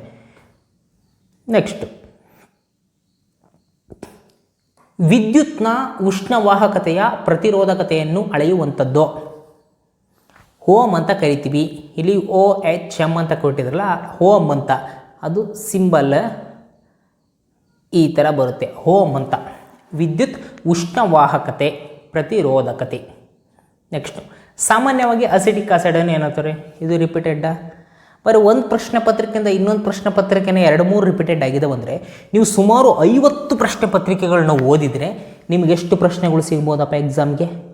40+ ಸಿಗ್ಬೋದಾ? ಆ 40+ ನನ್ನ ಚಾನಲ್ನಿಂದ ಆಗಬೇಕು ಹಾಗೂ ನಾನು ಬಿಡಿಸುವಂತಹ ಪ್ರಶ್ನೆ ಪತ್ರಿಕೆಗಳಿಂದ ಆಗಬೇಕು ಅನ್ನೋದು ನನ್ನದೇ ಉದ್ದೇಶ. ಅದರಿಂದ ನಾನು ಎಕ್ಸಾಮ್ ಆಗೋದ್ರೊಳಗಡೆ 50ಕ್ಕಿಂತ ಹೆಚ್ಚು ಪ್ರಶ್ನೆ ಪತ್ರಿಕೆಗಳನ್ನ ಬಿಡಿಸ್ತೀನಿ. ನನ್ನ ಚಾನಲ್ ನೋಡೋರಿಗೆ ನನ್ನ ಚಾನಲ್ನಿಂದನೇ 50+ ಪ್ರಶ್ನೆಗಳು ಬರಲೇಬೇಕು ಅನ್ನೋದು ನನ್ನ ಛಲ. ನಾನು ಮಾಡೇ ಮಾಡ್ತೀನಿ. ಕರೆಂಟ್ ಅಫೇರ್ಸ್, ಮೆಂಟಲ್ ಎಬಿಲಿಟಿ ನೀವು ಯಾವಾರ ಚಾನಲ್ ನೋಡ್ಕೊಳ್ರಿ, ನಾನು ಬೇಡ ಅಂತ ಹೇಳೋದು. ನೀವು ಯಾವಾರ ಚಾನಲ್ ನೋಡ್ಕೊಳ್ರಿ, ಯಾವಾರ ಬುಕ್ಸ್ ಓದ್ಕೊಳ್ರಿ. ಜನರಲ್ನಲ್ಲಿ ನಾನು ಮಾಡಲೇಬೇಕು, ನಿಮಗೆ ಗೆಲ್ಲಿಸಲೇಬೇಕು. ನೀವು ನಾಳೆ ಎಕ್ಸಾಮ್ ಬರೆದು ಬಂದಮೇಲೆ ಹೌದು ಸರ್ ನೀವು ಹೇಳಿದ ಸತ್ಯ ಸರ್ ಅಂತ ನೀವು ಕೇಳಲೇಬೇಕು. ಸಾಮಾನ್ಯವಾಗಿ ಅಸಿಟಿಕ್ ಆಸಿಡನ್ನು ನಾವು ಏನಂತ ಕರಿತೀವಪ್ಪ? ವಿನೇಗರ್. ನೆಕ್ಸ್ಟ್ ನೋಡಿ, ಸರ್ದಾರ್ ವಲ್ಲಭಾಯ್ ಪಟೇಲ್ ರಾಷ್ಟ್ರೀಯ ಪೊಲೀಸ್ ಅಕಾಡೆಮಿ ಎಲ್ಲಿದೆ? ಸರಿಯಾದ ಉತ್ತರ ಹೈದರಾಬಾದ್. ವಿದ್ಯುತ್ ಉತ್ಪಾದನೆಯ ಕ್ಷೇತ್ರಕ್ಕೆ ಸಂಬಂಧಿಸಿದ್ದು NHPC. ನೋಡಿ, ಪ್ರವಾಸೋದ್ಯಮವನ್ನು ಹೆಚ್ಚಿಸುವ ಸಂಬಂಧ ವೀಸಾವನ್ನು ವೀಸಾವನ್ನು ಆಗಮಿಸುವ ಸಂದರ್ಭದಲ್ಲಿ ನೀಡುವಂತಹ ಸೌಲಭ್ಯ ಕಲ್ಪಿಸಿರುವುದು ಎಷ್ಟು ರಾಷ್ಟ್ರಗಳಿಗೆ ಅಂತ? 150 ರಾಷ್ಟ್ರಗಳಿಗೆ. 150 ರಾಷ್ಟ್ರಗಳಿಗೆ. ಕೆಳಗಡೆ ಇಲ್ಲಿ ಬ್ಯಾಂಕ್ಗಳು ಕೊಟ್ಟಿದ್ದಾರೆ. ಅದರಲ್ಲಿ ಭಾರತದ ಬ್ಯಾಂಕ್ ಯಾವುದು ಅಂತ ಹೇಳಬೇಕು ನೀವು. HDFC, HSBC, ING, UFGA ಅಂತ ಕೇಳಿದ್ದಾರೆ. ಗೆಳೆಯರಲ್ಲಿ ಸರಿಯಾದ ಉತ್ತರ HDFC. ಇದು ನಮ್ಮ ಭಾರತೀಯ ಬ್ಯಾಂಕು HDFC. ನೆಕ್ಸ್ಟ್ ನೋಡಿ, ಇಲ್ಲಿ ರೂರ್ಕೆಲಾ ಉಕ್ಕಿನ ಕೈಗಾರಿಕೆ ಇದರ ಸಹಯೋಗದೊಂದಿಗೆ ಪ್ರಾರಂಭಿಸಲಾಯಿತು. ಅಂದರೆ ಯಾವ ದೇಶದ ಸಹಯೋಗದೊಂದಿಗೆ ನಾವು ಈ ರೂರ್ಕೆಲಾ ಉಕ್ಕಿನ ಕಾರ್ಖಾನೆ, ನೋಡಿ ಇಲ್ಲಿ ಜರ್ಮನಿಯವರ ಸಹಾಯದೊಂದಿಗೆ ರೂರ್ಕೆಲಾ ಉಕ್ಕಿನ ಕೈಗಾರಿಕೆಯನ್ನು ಸ್ಥಾಪನೆ ಮಾಡಿ. ಇದು ಇರುವುದಿಲ್ಲ ಅಂತ ಕೇಳಿದರೆ ಒಡಿಸ್ಸಾದ ರೂರ್ಕೆಲಾದಲ್ಲಿ. ನೆಕ್ಸ್ಟ್, ಭಾರತದಲ್ಲಿ ಏರ್ಕ್ರಾಫ್ಟ್ ಕೈಗಾರಿಕೆ ಇರುವುದು ಎಲ್ಲಿ? ಭಾರತದಲ್ಲಿ ಏರ್ಕ್ರಾಫ್ಟ್ ಕೈಗಾರಿಕೆ ಇರುವುದು ಬೆಂಗಳೂರು. ಇದನ್ನು ಹಿಂದೆ ಈ ಕಡೆ 3 ಆಪ್ಷನ್ಸ್ ಕೊಟ್ಬಿಟ್ಟು ನಾನು ಆಗ್ತಾ ಹೋಗಿದ್ದೆ. ಏರ್ಕ್ರಾಫ್ಟ್ ಕೈಗಾರಿಕೆ ಎಲ್ಲಿ? ಬೆಂಗಳೂರು. ಉಕ್ಕು ಮತ್ತು ಕಬ್ಬಿಣ, ಹಡಗು ನಿರ್ಮಾಣ ಅಂತ ಹೇಳ್ಬಿಟ್ಟು ಹೇಳ್ತಾ ಹೋಗಿದ್ದೆ. ಸೊ ನೆನ್ಪಿಟ್ಕೊಳ್ಳಿ, ರಿಪೀಟೆಡ್ ಪ್ರಶ್ನೆಗಳು 1ರಿಂದ 1ಕ್ಕೆ 3, 4, 5 ಬರಲಿ. ಒಂದು ಪ್ರಶ್ನೆ ಪತ್ರಿಕೆಯಿಂದ ಒಂದು ಪ್ರಶ್ನೆ ಪತ್ರಿಕೆ 5 ರಿಪೀಟೆಡ್ ಆಗ್ತಾವಂದ್ರೆ 50+. Study well. ಭಾರತದಲ್ಲಿ ಏರ್ಕ್ರಾಫ್ಟ್ ಕೈಗಾರಿಕೆ ಇರುವುದು ಬೆಂಗಳೂರು. ನೋಡಿ ಇಲ್ಲಿ, ಭಾರತದಲ್ಲಿ ಹೆಚ್ಚಿನ ತೈಲ ಶುದ್ಧೀಕರಣ ಮಾಲೀಕತ್ವ ಹೊಂದಿರುವಂಥದ್ದು ಇಂಡಿಯನ್ ಆಯಿಲ್ ಕಾರ್ಪೊರೇಷನ್ ಅಂತ ಕರಿತೀವಿ, IOC. ಅತಿ ಹೆಚ್ಚು ತೈಲ ಶುದ್ಧೀಕರಣ ಮಾಲೀಕತ್ವ ಭಾರತದಲ್ಲಿ ಹೊಂದಿರುವಂತಹ ಒಂದು ಸಂಸ್ಥೆ IOC, ಇಂಡಿಯನ್ ಆಯಿಲ್ ಕಾರ್ಪೊರೇಷನ್. ಇದನ್ನು ನಾವು ನವದೆಹಲಿಯಲ್ಲಿ ಕಾಣ್ತೇವೆ, Indian oil corporation. Colour most important ನೋಡ್ರಿ, ನೆನ್ಪಿಟ್ಕೊಳ್ಳಿ. ಭಾರತದಲ್ಲಿ ಪ್ರಥಮವಾಗಿ ಎಲೆಕ್ಟ್ರಿಕಲ್ ಟ್ರೈನ್ ಯಾವುದು? ಭಾರತದ ಪ್ರಥಮ ಎಲೆಕ್ಟ್ರಿಕ್ ಟ್ರೈನ್ ಡೆಕ್ಕನ್ ಕ್ವೀನ್. ಭಾರತದ ಮೊದಲ ಎಲೆಕ್ಟ್ರಿಕಲ್ ಟ್ರೈನ್ ಡೆಕ್ಕನ್ ಕ್ವೀನ್. ರಾಗಿಯನ್ನು ಇಲ್ಲಿ ಹೆಚ್ಚಾಗಿ ಉತ್ಪಾದಿಸಲಾಗುತ್ತದೆ. ರಾಗಿಯನ್ನು ಹೆಚ್ಚಾಗಿ ಉತ್ಪಾದಿಸಲಾಗುವಂತಹ ರಾಜ್ಯ ಯಾವುದು ಅಂತ ಕೇಳಿದರೆ ಪ್ರತಿಯೊಬ್ಬರಿಗೂ ಗೊತ್ತು, ನಮ್ಮ ಕರ್ನಾಟಕದ ಜನತೆಗೆ. ನಮ್ಮಲ್ಲಿ ನಾವು ರಾಗಿಯನ್ನು ಜಾಸ್ತಿ ಬೆಳಿತೇವೆ ಕರ್ನಾಟಕದಲ್ಲಿ. ಅದರಲ್ಲೂ ಕರ್ನಾಟಕದ ದಕ್ಷಿಣ ಭಾಗದಲ್ಲಿ, ಅಂದರೆ ಈ ತುಮಕೂರು, ಈ ಬಾರ್ಡ್ರ್ ಹೋಗ್ತಾ ತುಮಕೂರು, ಮೈಸೂರು ಹಿಂಗೆ ಹೋಗ್ತಾ ಅಲ್ಲಿ ರಾಗಿಯನ್ನು ಹೆಚ್ಚಾಗಿ ಬೆಳಿತೇವೆ. ನೆಕ್ಸ್ಟು ನೋಡಿ, ಭಾರತದಲ್ಲಿ ಪ್ರಥಮವಾಗಿ ನೈಋತ್ಯ ಮಾರುತ ಆಗಮಿಸುವಂತಹ ಪ್ರದೇಶ ಯಾವುದು? ನೈಋತ್ಯ ಮಾರುತ ಆಗಮಿಸುವಂತಹ ಪ್ರದೇಶ ಮಲಬಾರ್ ಕರಾವಳಿ. ನೆಕ್ಸ್ಟು ಗೆಳೆಯರೆ, ಬಿಗ್ ಬ್ಯಾಂಗ್ ಸಿದ್ಧಾಂತವನ್ನು ಮೊದಲಿಗೆ ಸಲಹೆ ನೀಡಿದವರು ಯಾರು? ಸರಿಯಾದ ಉತ್ತರ ಬೆಲ್ಜಿಯನ್ ಅರ್ಚಕರು. ನೆಕ್ಸ್ಟ್, ಶಿಲೆಗಳ ಅಧ್ಯಯನವನ್ನು ಏನೆಂದು ಕರೆಯುತ್ತೇವೆ?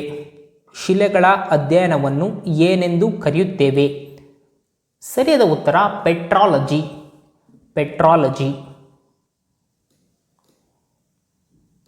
ಗೆಳೆಯರೆ, ಇನ್ನು ನೋಡ್ರಿ, ಓದ್ಸಲೇನು ಇದೇ ಪ್ರಶ್ನೆ ಕೇಳಿದ್ದೆ, ಓದ್ ಪೇಪರ್ಲು ಮತ್ತು ಇದನ್ನೇ ಕೇಳಿದ್ದಾನೆ, ಭಾರತ ಮತ್ತು ಚೀನಾದ ಕೇಳಿದ್ದಾನೆ. ಇಲ್ಲಿ ಭಾರತ ಮತ್ತು ಚೀನಾ ದೇಶಗಳ ನಡುವೆ ಅಂತಾರಾಷ್ಟ್ರೀಯ ಗಡಿ ರೇಖೆ ಯಾವುದು ಅಂತ ಕೇಳಿದ್ದಾನೆ. ಅಲ್ಲಿ ನಾವು ಯಾವುದು ಅಂತ ಕೇಳಿದರೆ ನಾವು ಭಾರತ ಮ್ಯಾಕ್ಮೋಹನ್ ರೇಖೆ ಅಂತ ಹೇಳ್ಬೋದು. ಅದೇ ರೀತಿಯಾಗಿ ಭಾರತ ಮತ್ತು ಪಾಕಿಸ್ತಾನ ಅಂತ ಕೇಳಿದರೆ ಅದು ಡ್ಯುರಾಂಡ್ ರೇಖೆ. ಇಲ್ಲಿ ಭಾರತ ಮತ್ತು ಪಾಕಿಸ್ತಾನ ಅಂತ ಆಪ್ಷನ್ಸ್ ಕೊಟ್ಟಿದ್ರೆ ಡ್ಯುರಾಂಡ್ ರೇಖೆ ಹಾಕಿ, ಅಥವಾ ಪಾಕಿಸ್ತಾನ ಅಫ್ಘಾನಿಸ್ತಾನ ಎನ್ನುವಂಥದ್ದು ಇನ್ನೊಂದು ಆಪ್ಷನ್ಸ್ ಏನಾದ್ರಿದ್ರೆ ಡ್ಯುರಾಂಡ್ ರೇಖೆ ಎನ್ನುವುದು ಪಾಕಿಸ್ತಾನ ಮತ್ತು ಅಫ್ಘಾನಿಸ್ತಾನದ ನಡುವೆ ಬರುವಂತಹ ಸಮಿತ ಅಂತಾರಾಷ್ಟ್ರೀಯ ಗಡಿಯಾಗಿದೆ. ಇಲ್ಲಿ ಭಾರತ, ಪಾಕಿಸ್ತಾನ ಮತ್ತು ಅಫ್ಘಾನಿಸ್ತಾನ ಈ ಮೂರೂ ದೇಶಗಳ ನಡುವೆ ಬರುತ್ತೆ ಯಾವುದು? ಈ ಡ್ಯುರಾಂಡ್ ರೇಖೆ.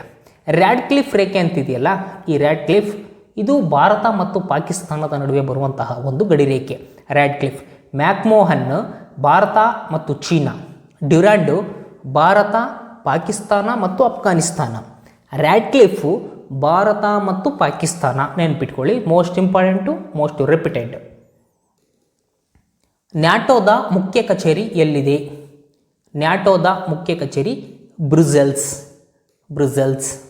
ನೆಕ್ಸ್ಟು ನಾನು ಹೇಳಿಲ್ಲೇನಪ್ಪ, ಒಂದು ಪ್ರಶಸ್ತಿ ಕೊಟ್ಬಿಟ್ಟು ಅದು ಯಾವ ಕ್ಷೇತ್ರಕ್ಕೆ ಅಂತ.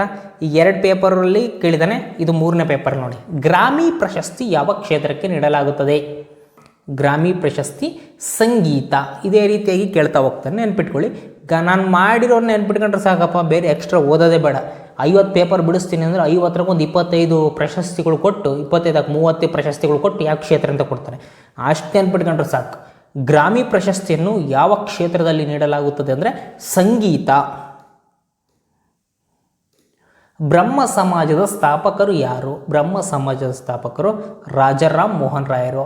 ಈಗ ಬ್ರಹ್ಮ ಸಮಾಜ ಕೇಳಿದ್ನಲ್ವಾ, ಬ್ರಹ್ಮ ಸಮಾಜ, ಆರ್ಯ ಸಮಾಜ, ಸತ್ಯಶೋಧಕ ಸಮಾಜ, ಇವೆಲ್ಲ ಸಮಾಜಗಳನ್ನ ನೀವು ನೆನ್ಪಿಟ್ಕೋಬೇಕು. ಮುಂದಿನ ಪ್ರಶ್ನೆಯಲ್ಲಿ ಎಲ್ಲ ಬರ್ತವೆ, ಒಂದಿಸಿ ಬರೆಯೋನು ಕೊಟ್ಟಿದ್ದಾನೆ ಇದೇ ಥರದ್ದು. ಸೊ ಇಲ್ಲಿ ನಾವು ಬ್ರಹ್ಮ ಸಮಾಜದ ಬಗ್ಗೆ ಹೇಳ್ತಾ ಹೋಗೋಣ ಅಷ್ಟೇ. ಬ್ರಹ್ಮ ಸಮಾಜದ ಸ್ಥಾಪಕರು ರಾಜಾರಾಮ್ ಮೋಹನ್ ರಾಯರು. 1885ರಲ್ಲಿ ಭಾರತೀಯ ರಾಷ್ಟ್ರೀಯ ಕಾಂಗ್ರೆಸ್ ಸ್ಥಾಪಿಸಿದವರು ಯಾರು? 1885ರಲ್ಲಿ ಭಾರತೀಯ ರಾಷ್ಟ್ರೀಯ ಕಾಂಗ್ರೆಸ್ಸನ್ನು ಸ್ಥಾಪಿಸಿದರು ಎ.ಒ. ಹ್ಯೂಮ್. ಎ.ಒ. ಹ್ಯೂಮ್. ನೆಕ್ಸ್ಟು, ಬಂಗಾಳ ವಿಭಜನೆಯ ವಿರುದ್ಧ ಯಾವ ವರ್ಷದಲ್ಲಿ ವಿಭಜನೆಯ ವಿರೋಧ ಚಳುವಳಿ ಪ್ರಾರಂಭವಾಯಿತು? ಬಂಗಾಳ ವಿಭಜನೆ 1905ರಲ್ಲಿ ಮಾಡ್ತೀವಿ ಅಂತ ಹೇಳಿದಾಗ ಅದರ ವಿರೋಧ ಚಳುವಳಿ ಪ್ರಾರಂಭವಾಗುತ್ತದೆ 1905. ಮಹಾತ್ಮ ಗಾಂಧೀಜಿಯವರು ಚಂಪಾರಣ್ಯ ಸತ್ಯಾಗ್ರಹವನ್ನು ಆರಂಭಿಸಿದ್ದು 1917 ಬಿಹಾರದಲ್ಲಿ ಮೊದಲ ಬಾರಿಗೆ ಸತ್ಯಾಗ್ರಹವನ್ನು ಆರಂಭಿಸಿದರು. ದಕ್ಷಿಣ ಆಫ್ರಿಕಾದಿಂದ ಮರಳಿ ಬಂದ ನಂತರ ಬಿಹಾರದಲ್ಲಿ ಚಂಪಾರಣ್ಯ ಸತ್ಯಾಗ್ರಹವನ್ನು ಪ್ರಾರಂಭಿಸಿದರು. ಇಸ್ವಿ ಕೇಳಿದ್ರೆ 1917. ನೋಡಿ, 1929 ಬಾಲ್ಯ ವಿವಾಹ ತಡೆ ಕಾಯ್ದೆ ಅಂತ ಕರಿತೀವಿ. ಇದಕ್ಕಿರ್ತಕ್ಕಂಥ ಇನ್ನೊಂದು ಹೆಸರೇನು? ಬಾಲ್ಯ ವಿವಾಹ ತಡೆ ಕಾಯ್ದೆಯನ್ನು ಈಗೂ ಕರೆಯಬಹುದು ಅಂತ ಹೇಳಿದ್ರೆ ಗೆಳೆಯರೆ ಸರಿಯಾದ ಉತ್ತರ ಶಾರದಾ ಕಾಯ್ದೆ. ಬಾಲ್ಯ ವಿವಾಹ ತಡೆ ಕಾಯ್ದೆಯನ್ನು ನಾವು ಶಾರದಾ ಕಾಯ್ದೆ ಅಂತಲೂ ಕರಿತೇವೆ. ಶಾರದಾ ಕಾಯ್ದೆ. ನೋಡಿ, ಈ ಹಿಂದೆ ಆಲ್ರೆಡಿ ನಾನು ಬಿಟ್ಟಿದ್ದೀನಿ ಆನ್ಸರ್. ಚಾಳುಕ್ಯರ ರಾಜಧಾನಿ ಯಾವುದು? ಅಲ್ಲಿ ಗುಹಾ ದೇವಾಲಯಗಳು ಎಲ್ಲಿ ಕಂಡು ಬರ್ತವೆ ಅಥವಾ ಯಾರಿಗೆ ಸಂಬಂಧಿಸಿವೆ ಅಂತ ಕೇಳಿದಾಗ ನಾವು ಹೇಳಿದ್ವಿ ಬಾದಾಮಿ ಚಾಳುಕ್ಯರು, ಅಥವಾ ಬಾದಾಮಿಗೆ ಇರ್ತಕ್ಕಂಥ ಇನ್ನೊಂದು ಹೆಸರು ಅಥವಾ ಹಳೆಯ ಹೆಸರು ವಾತಾಪಿ ಅಂತೆಲ್ಲ ಮಾತಾಡಿದ್ವಿ. ಚಾಳುಕ್ಯರ ರಾಜಧಾನಿ ಬಾದಾಮಿ ಅಥವಾ ವಾತಾಪಿ. ನೆಕ್ಸ್ಟು, ಮೈಸೂರಿನ ಅಂಬಾವಿಲಾಸ ಅರಮನೆಯನ್ನು ವಿನ್ಯಾಸಗೊಳಿಸಿದವರು ಯಾರು? ಮೈಸೂರಿನಲ್ಲಿರ್ತಕ್ಕಂಥ ಅಂಬಾವಿಲಾಸ ಅರಮನೆಯ ವಿನ್ಯಾಸವನ್ನು ಹೆನ್ರಿ ಹಿರ್ವಿನ್. ನೆಕ್ಸ್ಟ್ ನೋಡಿ, ಎಸ್.ಎಲ್. ಹಲೆಂಡೆಕರ್ ಅವರ ಪ್ರಸಿದ್ಧ ಕಲಾಕೃತಿಯಾದಂತಹ ಲೇಡಿ ವಿತ್ ಲ್ಯಾಂಪನ್ನು ನಾವು ಎಲ್ಲಿ ಕಾಣ್ತೇವೆ?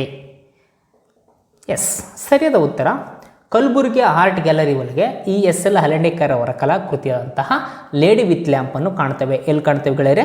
Kalaburagi art gallery. ಇನ್ನೊಂದು ಮೋಸ್ಟ್ ಇಂಪಾರ್ಟೆಂಟು, ನಾವು ಭಾರತ ರತ್ನದ ಬಗ್ಗೆ ಮಾತಾಡಿದೆ ಹಾಗೂ ಕರ್ನಾಟಕ ರತ್ನದ ಬಗ್ಗೆನೂ ಸಮೇತ ವೈರ್ಲೆಸ್ ಸಬ್ ಇನ್ಸ್ಪೆಕ್ಟರ್ HK ಹೇಳುವಾಗ ಮಾತಾಡಿದ್ದೆ. ಇಲ್ಲಿ ನೋಡ್ರಿ, ಕರ್ನಾಟಕ ರತ್ನ ಪ್ರಶಸ್ತಿಯನ್ನು ಮೊದಲ ಬಾರಿಗೆ ಪಡೆದವರು ನೋಡಿ, ಇಲ್ಲಿ ಕುವೆಂಪು ಮತ್ತು ರಾಜ್ಕುಮಾರ್ ಇಬ್ಬರಿಗೂ ಸಮೇತ 1992ರಲ್ಲಿ ಬರುತ್ತೆ. ಸೊ ನಾವು ಮೊದಲು ಕುವೆಂಪು, ರಾಜ್ಕುಮಾರ್, ನಿಜಲಿಂಗಪ್ಪ, CNR ರಾವ್, ದೇವಿ ಪ್ರಸಾದ್ ಶೆಟ್ಟಿ, ಪಂಡಿತ್ ಭೀಮಸೇನ್ ಜೋಶಿ, ಜವರೇಗೌಡರಾಗಿರ್ಬೋದು, ಶಿವಕುಮಾರ್ ಸ್ವಾಮೀಜಿಗಳು, ಪುನೀತ್ ರಾಜ್ಕುಮಾರ್, ಇವರೆಲ್ಲರಿಗೂ ಸಮೇತ ಕರ್ನಾಟಕ ರತ್ನ ಪ್ರಶಸ್ತಿ ಬಂದಿದೆ. ಇಲ್ಲಿ ಮೊದಲಿಗೆ ಅಂತ ಕೇಳಿದರೆ ನಾವು ಕುವೆಂಪು ಅವ್ರನ್ನ ಹೇಳಬೇಕಾಗುತ್ತೆ. ಕರ್ನಾಟಕ ರತ್ನ ಪ್ರಶಸ್ತಿಯನ್ನು ಮೊದಲ ಬಾರಿಗೆ ಪಡೆದವರು ಕುವೆಂಪು.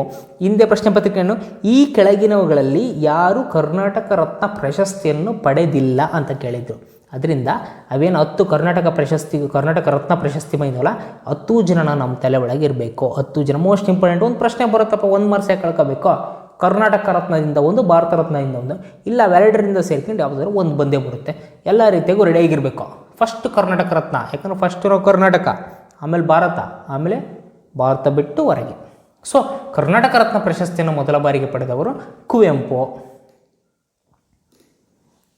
ಮೊದಲ ತರೈನ್ ಯುದ್ಧ, ಪ್ರಥಮ ತರೈನ್ ಯುದ್ಧ ನಡೆದು 1191ರಲ್ಲಿ ಮೊದಲ ತರೈನ್ ಯುದ್ಧ ನಡೀತದೆ. ಎರಡನೇ ತರೈನ್ ಯುದ್ಧ ಅಂತ ಕೇಳಿದರೆ 1192ರಲ್ಲಿ ಎರಡನೇ ತರೈನ್ ಯುದ್ಧ ನಡೀತದೆ. ಸೊ ನೆನ್ಪಿಟ್ಕೋಬೇಕು, ಮೊದಲ ತರೈನ್ ಕದನ ನಡೆದ ವರ್ಷ, ಪ್ರಥಮ ತರೈನ್ ಕದನ ನಡೆದ ವರ್ಷ 1191. ಎರಡನೇ ತರೈನ್ ಕದನ ನಡೆದ ವರ್ಷ 1192. ನೆಕ್ಸ್ಟ್, ಯಾವ ಸಭೆಯನ್ನು ರಾಜ್ಯಗಳ ಕೌನ್ಸಿಲ್ ಎಂದು ಕರೆಯುತ್ತಾರೆ? ರಾಜ್ಯಗಳ ಕೌನ್ಸಿಲ್ ನೋಡಿ, ಲೋಕಸಭೆ ರಾಜ್ಯಸಭೆ ಎರಡು ಅಥವಾ ಯಾವುದು ಅಲ್ಲ ಅಂತ ಹೇಳಿದ್ರೆ ಗೆಳೆಯರೆ, ಇಲ್ಲಿ ಸರಿಯಾದ ಉತ್ತರ ರಾಜ್ಯಸಭೆ. ನಾವು ರಾಜ್ಯಸಭೆಯನ್ನು ರಾಜ್ಯಗಳ ಕೌನ್ಸಿಲ್ ಎಂದು ಕರೆಯುತ್ತೇವೆ. ಹಿರಿಯರ ಸದನ ರಾಜ್ಯಸಭೆ, ಇದನ್ನು ನಾವು ರಾಜ್ಯಗಳ ಕೌನ್ಸಿಲ್ ಎಂದು ಕರೆಯುತ್ತೇವೆ. ನೆಕ್ಸ್ಟ್ ಗೆಳೆಯರೆ ನೋಡಿ, ಸಾಮಾನ್ಯವಾಗಿ ಫೆಬ್ರವರಿಯಿಂದ ಮೇ ತಿಂಗಳೊಳಗೆ ನಡೆಯುವಂತಹ ಆ ಸಂಸತ್ತಿನ ಅಧಿವೇಶನವನ್ನು ನಾವು ಏನೆಂದು ಕರೆಯುತ್ತೇವೆ? ಸರಿಯಾದ ಉತ್ತರ ಮುಂಗಡ ಪತ್ರ ಅಧಿವೇಶನ. ಫೆಬ್ರವರಿಯಿಂದ ಮೇ ತಿಂಗಳೊಳಗೆ ನಡೆಯುವಂತಹ ಸಂಸತ್ತಿನ ಅಧಿವೇಶನವನ್ನು ಮುಂಗಡ ಪತ್ರ, ಬಜೆಟ್ ಸೀಸನ್ ಅಷ್ಟೇ, ಮುಂಗಡ ಪತ್ರ ಅಧಿವೇಶನ ಅಂತ ಕರಿತೇವೆ. ಇನ್ನು ನೋಡಿ, ಭಾರತದ ರಾಷ್ಟ್ರಪತಿಗಳವರಿಗೆ ಯಾರು ಪ್ರಮಾಣ ವಚನವನ್ನು ಬೋಧಿಸುತ್ತಾರೆ? ಭಾರತದ ರಾಷ್ಟ್ರಪತಿಗಳಿಗೆ ಪ್ರಮಾಣ ವಚನವನ್ನು ಬೋಧಿಸುವವರು ಭಾರತದ ಮುಖ್ಯ ನ್ಯಾಯಮೂರ್ತಿಗಳು. ನಿಮಗೆ ಪ್ರಸ್ತುತ ಭಾರತದ ರಾಷ್ಟ್ರಪತಿಗಳು ಯಾರು? ಪ್ರಸ್ತುತ ಭಾರತದ ಮುಖ್ಯ ನ್ಯಾಯಮೂರ್ತಿ ಯಾರು? ಇನ್ನೊಂದು ನೋಟ್ ಮಾಡ್ಕೊಳ್ರಿ. ಕರೆಂಟ್ ಅಫೇರ್ಸ್ ಜೊತೆಗೆ GK ಜೊತೆ ಕರೆಂಟ್ ಅಫೇರ್ಸ್ ಹಂಗೆ ರೆಡಿ ಆಗಿಬಿಡ್ಬೇಕು. ಭಾರತದ ಪ್ರಸ್ತುತ ಮುಖ್ಯ ನ್ಯಾಯಮೂರ್ತಿ ಮತ್ತು ಭಾರತದ ರಾಷ್ಟ್ರಪತಿ ಯಾರು? ಸಿಲ್ಲಿ ಕ್ವಶನ್, ಸಿಂಪಲ್ ಕ್ವಶನ್ ಅನ್ಕೊಂಡಿರ, ಇದೆ ಮುಂದೆ ಡಿಫಿಕಲ್ಟ್ ಆಗ್ಬೋದು. ಸೊ ನೋಟ್ ಮಾಡ್ತಾ ಹೋಗ್ರಿ. ನೆಕ್ಸ್ಟ್, ಭಾರತದ ರಾಷ್ಟ್ರಪತಿಯವರು ತಮ್ಮ ಹುದ್ದೆಗೆ ರಾಜೀನಾಮೆ ಸಲ್ಲಿಸುವ ಸಂದರ್ಭದಲ್ಲಿ ಯಾರಿಗೆ ಸಲ್ಲಿಸುತ್ತಾರೆ? ನೋಡ್ರಿ ಗೆಳೆಯರೆ, ಇಲ್ಲಿ ಭಾರತದ ರಾಷ್ಟ್ರಪತಿಗಳು ರಾಜೀನಾಮೆ ಕೊಡಬೇಕು ಅಂದರೆ ಅಲ್ಲಿ ಉಪರಾಷ್ಟ್ರಪತಿಗಳಿಗೆ ಕೊಡ್ತಾರೆ. ಅದೇ ರೀತಿಯಾಗಿ ಉಪರಾಷ್ಟ್ರಪತಿಗಳು ಏನಾದರೂ ರಾಜೀನಾಮೆಯನ್ನು ಕೊಡಬೇಕು ಅಂದರೆ ಅವರು ರಾಷ್ಟ್ರಪತಿಗಳಿಗೆ ಕೊಡಬೇಕು. ವೈಸ ರಾಷ್ಟ್ರಪತಿಗಳು ಉಪರಾಷ್ಟ್ರಪತಿಗೆ, ಉಪರಾಷ್ಟ್ರಪತಿಗಳು ರಾಷ್ಟ್ರಪತಿಗೆ ರಾಜೀನಾಮೆಯನ್ನು ಸಲ್ಲಿಸುತ್ತಾರೆ. ನೆಕ್ಸ್ಟ್, ನಾನು ಪ್ರಿಯಂಬಲ್ ಬಗ್ಗೆ ಹೇಳ್ತಾ ಇರ್ಬೇಕಾರೆ ಹೇಳಿದ್ದೆ, ಈ ಕೆಳಗಿನ ಯಾವುದು ಪ್ರಿಯಂಬಲ್ಗೆ ವಿರುದ್ಧವಾಗಿದೆ ಅಥವಾ ಪ್ರಿಯಂಬಲ್ ಬರೋದಿಲ್ಲ ಅನ್ನೋದ್ರಲ್ಲಿ ಆಪ್ಷನ್ ಡಿ ಅಲ್ಲಿ ನ್ಯಾಯ ಅವಲಂಬನೆ ಅಂತಿತ್ತು. ನ್ಯಾಯ ಅವಲಂಬನೆ ಪ್ರಿಯಂಬಲ್ ಬರೋಲ್ಲ ಅಂತ ಹೇಳಿದಾಗ ಸ್ವಲ್ಪ ಎಕ್ಸ್ಪ್ಲೇನ್ ಮಾಡ್ತಾ ಹೋಗಿದ್ದೆ. ಅದೇ ವಿಷಯನೇ ಇಲ್ಲಿ ಪ್ರಶ್ನೆಯಾಗಿ ಕೇಳಿದ್ದಾನೆ. ಏನಪ್ಪ ಅಂದರೆ 1976-42ನೇ ತಿದ್ದುಪಡಿ ಮೂಲಕ ಯಾವ ಪದವನ್ನು ಸೇರಿಸಲಾಯಿತು? ಇಲ್ಲೇ ಸಿಂಪಲ್ ಗೊತ್ತೈತೆ, ಪ್ರಿಯಂಬಲನ್ನು ನಾವು ತಿದ್ದುಪಡಿ ಮಾಡಬಹುದು. ಇಲ್ಲೇ ಗೊತ್ತಾಗ್ಬಿಡ್ತಾ, ಅಲ್ಲಿ ಆಪ್ಷನ್ಸಲ್ಲಿ ತಿದ್ದುಪಡಿ ಮಾಡಬಹುದು ಅನ್ನೋದು ಸರಿ. ತಿದ್ದುಪಡಿ ಮಾಡಿದ್ದಾರೆ 42ನೇ ತಿದ್ದುಪಡಿ 1976. ಅದ್ರ ಮುಖಾಂತರ ಜಾತ್ಯತೀತ, ಸಮಾಜವಾದಿ, ಐಕ್ಯತೆ ಈ ಮೂರೂ ಪದಗಳನ್ನು 1976-42ನೇ ತಿದ್ದುಪಡಿ ಮೂಲಕ ಸೇರಿಸಿದ್ದಾರೆ. ಜಾತ್ಯತೀತತೆ, ಸಮಾಜವಾದಿ, ಐಕ್ಯತೆ ಎನ್ನುವ ಪದಗಳನ್ನು ಸೇರಿಸಿದ್ದಾರೆ.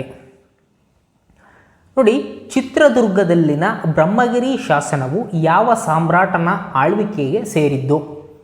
ಚಿತ್ರದುರ್ಗದಲ್ಲಿರುವ ಬ್ರಹ್ಮಗಿರಿ ಶಾಸನ ಅಶೋಕ ಶಾಸನ.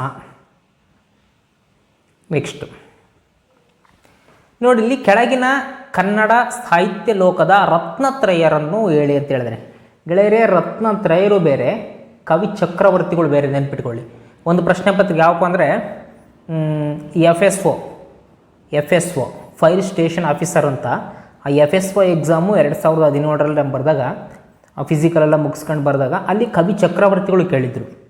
ಕವಿ ಚಕ್ರವರ್ತಿಗಳು ಬೇರೆ, ರತ್ನತ್ರಯರು ಬೇಡ. ಇಲ್ಲಿ ರತ್ನತ್ರಯರು ಕೇಳಿದ್ರೆ ಪಂಪ, ರನ್ನ, ಪೊನ್ನ. ಈ ಪಂಪ, ರನ್ನ, ಪೊನ್ನ ಇವರೆಲ್ಲರೂ ರತ್ನತ್ರಯರು. ಕವಿ ಚಕ್ರವರ್ತಿಗಳು ಅಂತ ಕೇಳಿದರೆ ರನ್ನ, ಪೊನ್ನ, ಜನ್ನ. ಇವರಿದಾರಲ್ಲ, ಇವರು ಕವಿ ಚಕ್ರವರ್ತಿಗಳು. ಇಲ್ಲಿ ಆಪ್ಷನ್ಸ್ ನಮಗೆ ಕೇಳಿರೋದವನು ಲೋಕ ರತ್ನತ್ರಯರು ಅಂತ ಕೇಳಿದರೆ ಪಂಪ, ರನ್ನ, ಪೊನ್ನ ನೆನ್ಪಿಟ್ಕೋಬೇಕು. ಕವಿ ಚಕ್ರವರ್ತಿಗಳು, ರತ್ನತ್ರಯರು. ಇಲ್ಲಿ ಸಿಂಪಲಾಗಿ ಟ್ವಿಸ್ಟ್ ಮಾಡ್ತಾ ಹೋಗ್ತಾನೆ, ಒಬ್ಬ ಚೇಂಜ್ ಆಗ್ತಾನೆ ಅಷ್ಟೇ. ಪಂಪ, ರನ್ನ, ಪೊನ್ನ, ಜನ್ನ. ನೆಕ್ಸ್ಟ್, ನಮ್ಮ ಭಾರತದ ಸಂವಿಧಾನದಲ್ಲಿ ಯಾವ ಆರ್ಟಿಕಲ್ಲು ಜೀವನ ಹಕ್ಕುಗಳ ಬಗ್ಗೆ ತಿಳಿಸುತ್ತದೆ? ಜೀವನ ಹಕ್ಕುಗಳ ಬಗ್ಗೆ ತಿಳಿಸುವಂತಹ ಆರ್ಟಿಕಲ್ ಯಾವುದೋ? ಗೆಳೆಯರೆ, ಸರಿಯಾದ ಉತ್ತರ ಆರ್ಟಿಕಲ್ 21 ನಮ್ಮ ಜೀವನ ಹಕ್ಕಿನ ಬಗ್ಗೆ ತಿಳಿಸುತ್ತೆ. ನೆಕ್ಸ್ಟ್ ಮೂಲಭೂತ ಕರ್ತವ್ಯಗಳು. ಎಷ್ಟಿದಪ್ಪ ಮೂಲಭೂತ ಕರ್ತವ್ಯಗಳು? 11 ಮೂಲಭೂತ ಕರ್ತವ್ಯಗಳು. ಹಾಗಾದರೆ ಆ ಮೂಲಭೂತ ಕರ್ತವ್ಯಗಳನ್ನು ನಮ್ಮ ಭಾರತ ಸಂವಿಧಾನದ ಎಷ್ಟು ಆರ್ಟಿಕಲ್ನಲ್ಲಿ ಸೇರಿಸಲಾಗಿದೆ ಅಂತ ಕೇಳಿದ್ದಾರೆ. ಆರ್ಟಿಕಲ್ ಅನುಚ್ಛೇದ 51A ಅನುಚ್ಛೇದ 51A ನಾವು ಮೂಲಭೂತ ಕರ್ತವ್ಯಗಳನ್ನು ಸೇರಿಸಲಾಗಿದೆ. ನೆಕ್ಸ್ಟು, ಈ ಕೆಳಗಿನ ಯಾವುದು ಭಾರತ ಸಂವಿಧಾನದ ಪ್ರಮುಖ ಲಕ್ಷಣ ಆಗಿರುವುದಿಲ್ಲ? ನಮ್ಮ ಭಾರತ ಸಂವಿಧಾನದ ಪ್ರಮುಖ ಲಕ್ಷಣ ಆಗಿರುವುದಿಲ್ಲ ಗೆಳೆಯರು ನೋಡಿ ಇಲ್ಲಿ. ನಮ್ಯತೆಯ ಕಠಿಣ ಸಂಯೋಜನೆ. ನಮ್ಮ ಭಾರತ ಸಂವಿಧಾನ ಇರೋದೇ ಕಠಿಣ ಸಂಯೋಜನೆ ಮುಖಾಂತರ. ಉದ್ದವಾದ ಲಿಖಿತ ಸಂವಿಧಾನ. ಇಡೀ ಪ್ರಪಂಚದಲ್ಲೇ ನಮ್ಮದು ಅತ್ಯಂತ ಉದ್ದವಾದ ಲಿಖಿತ ಸಂವಿಧಾನವನ್ನು ಹೊಂದಿದೆ. ಒಕ್ಕೂಟ ವ್ಯವಸ್ಥೆ.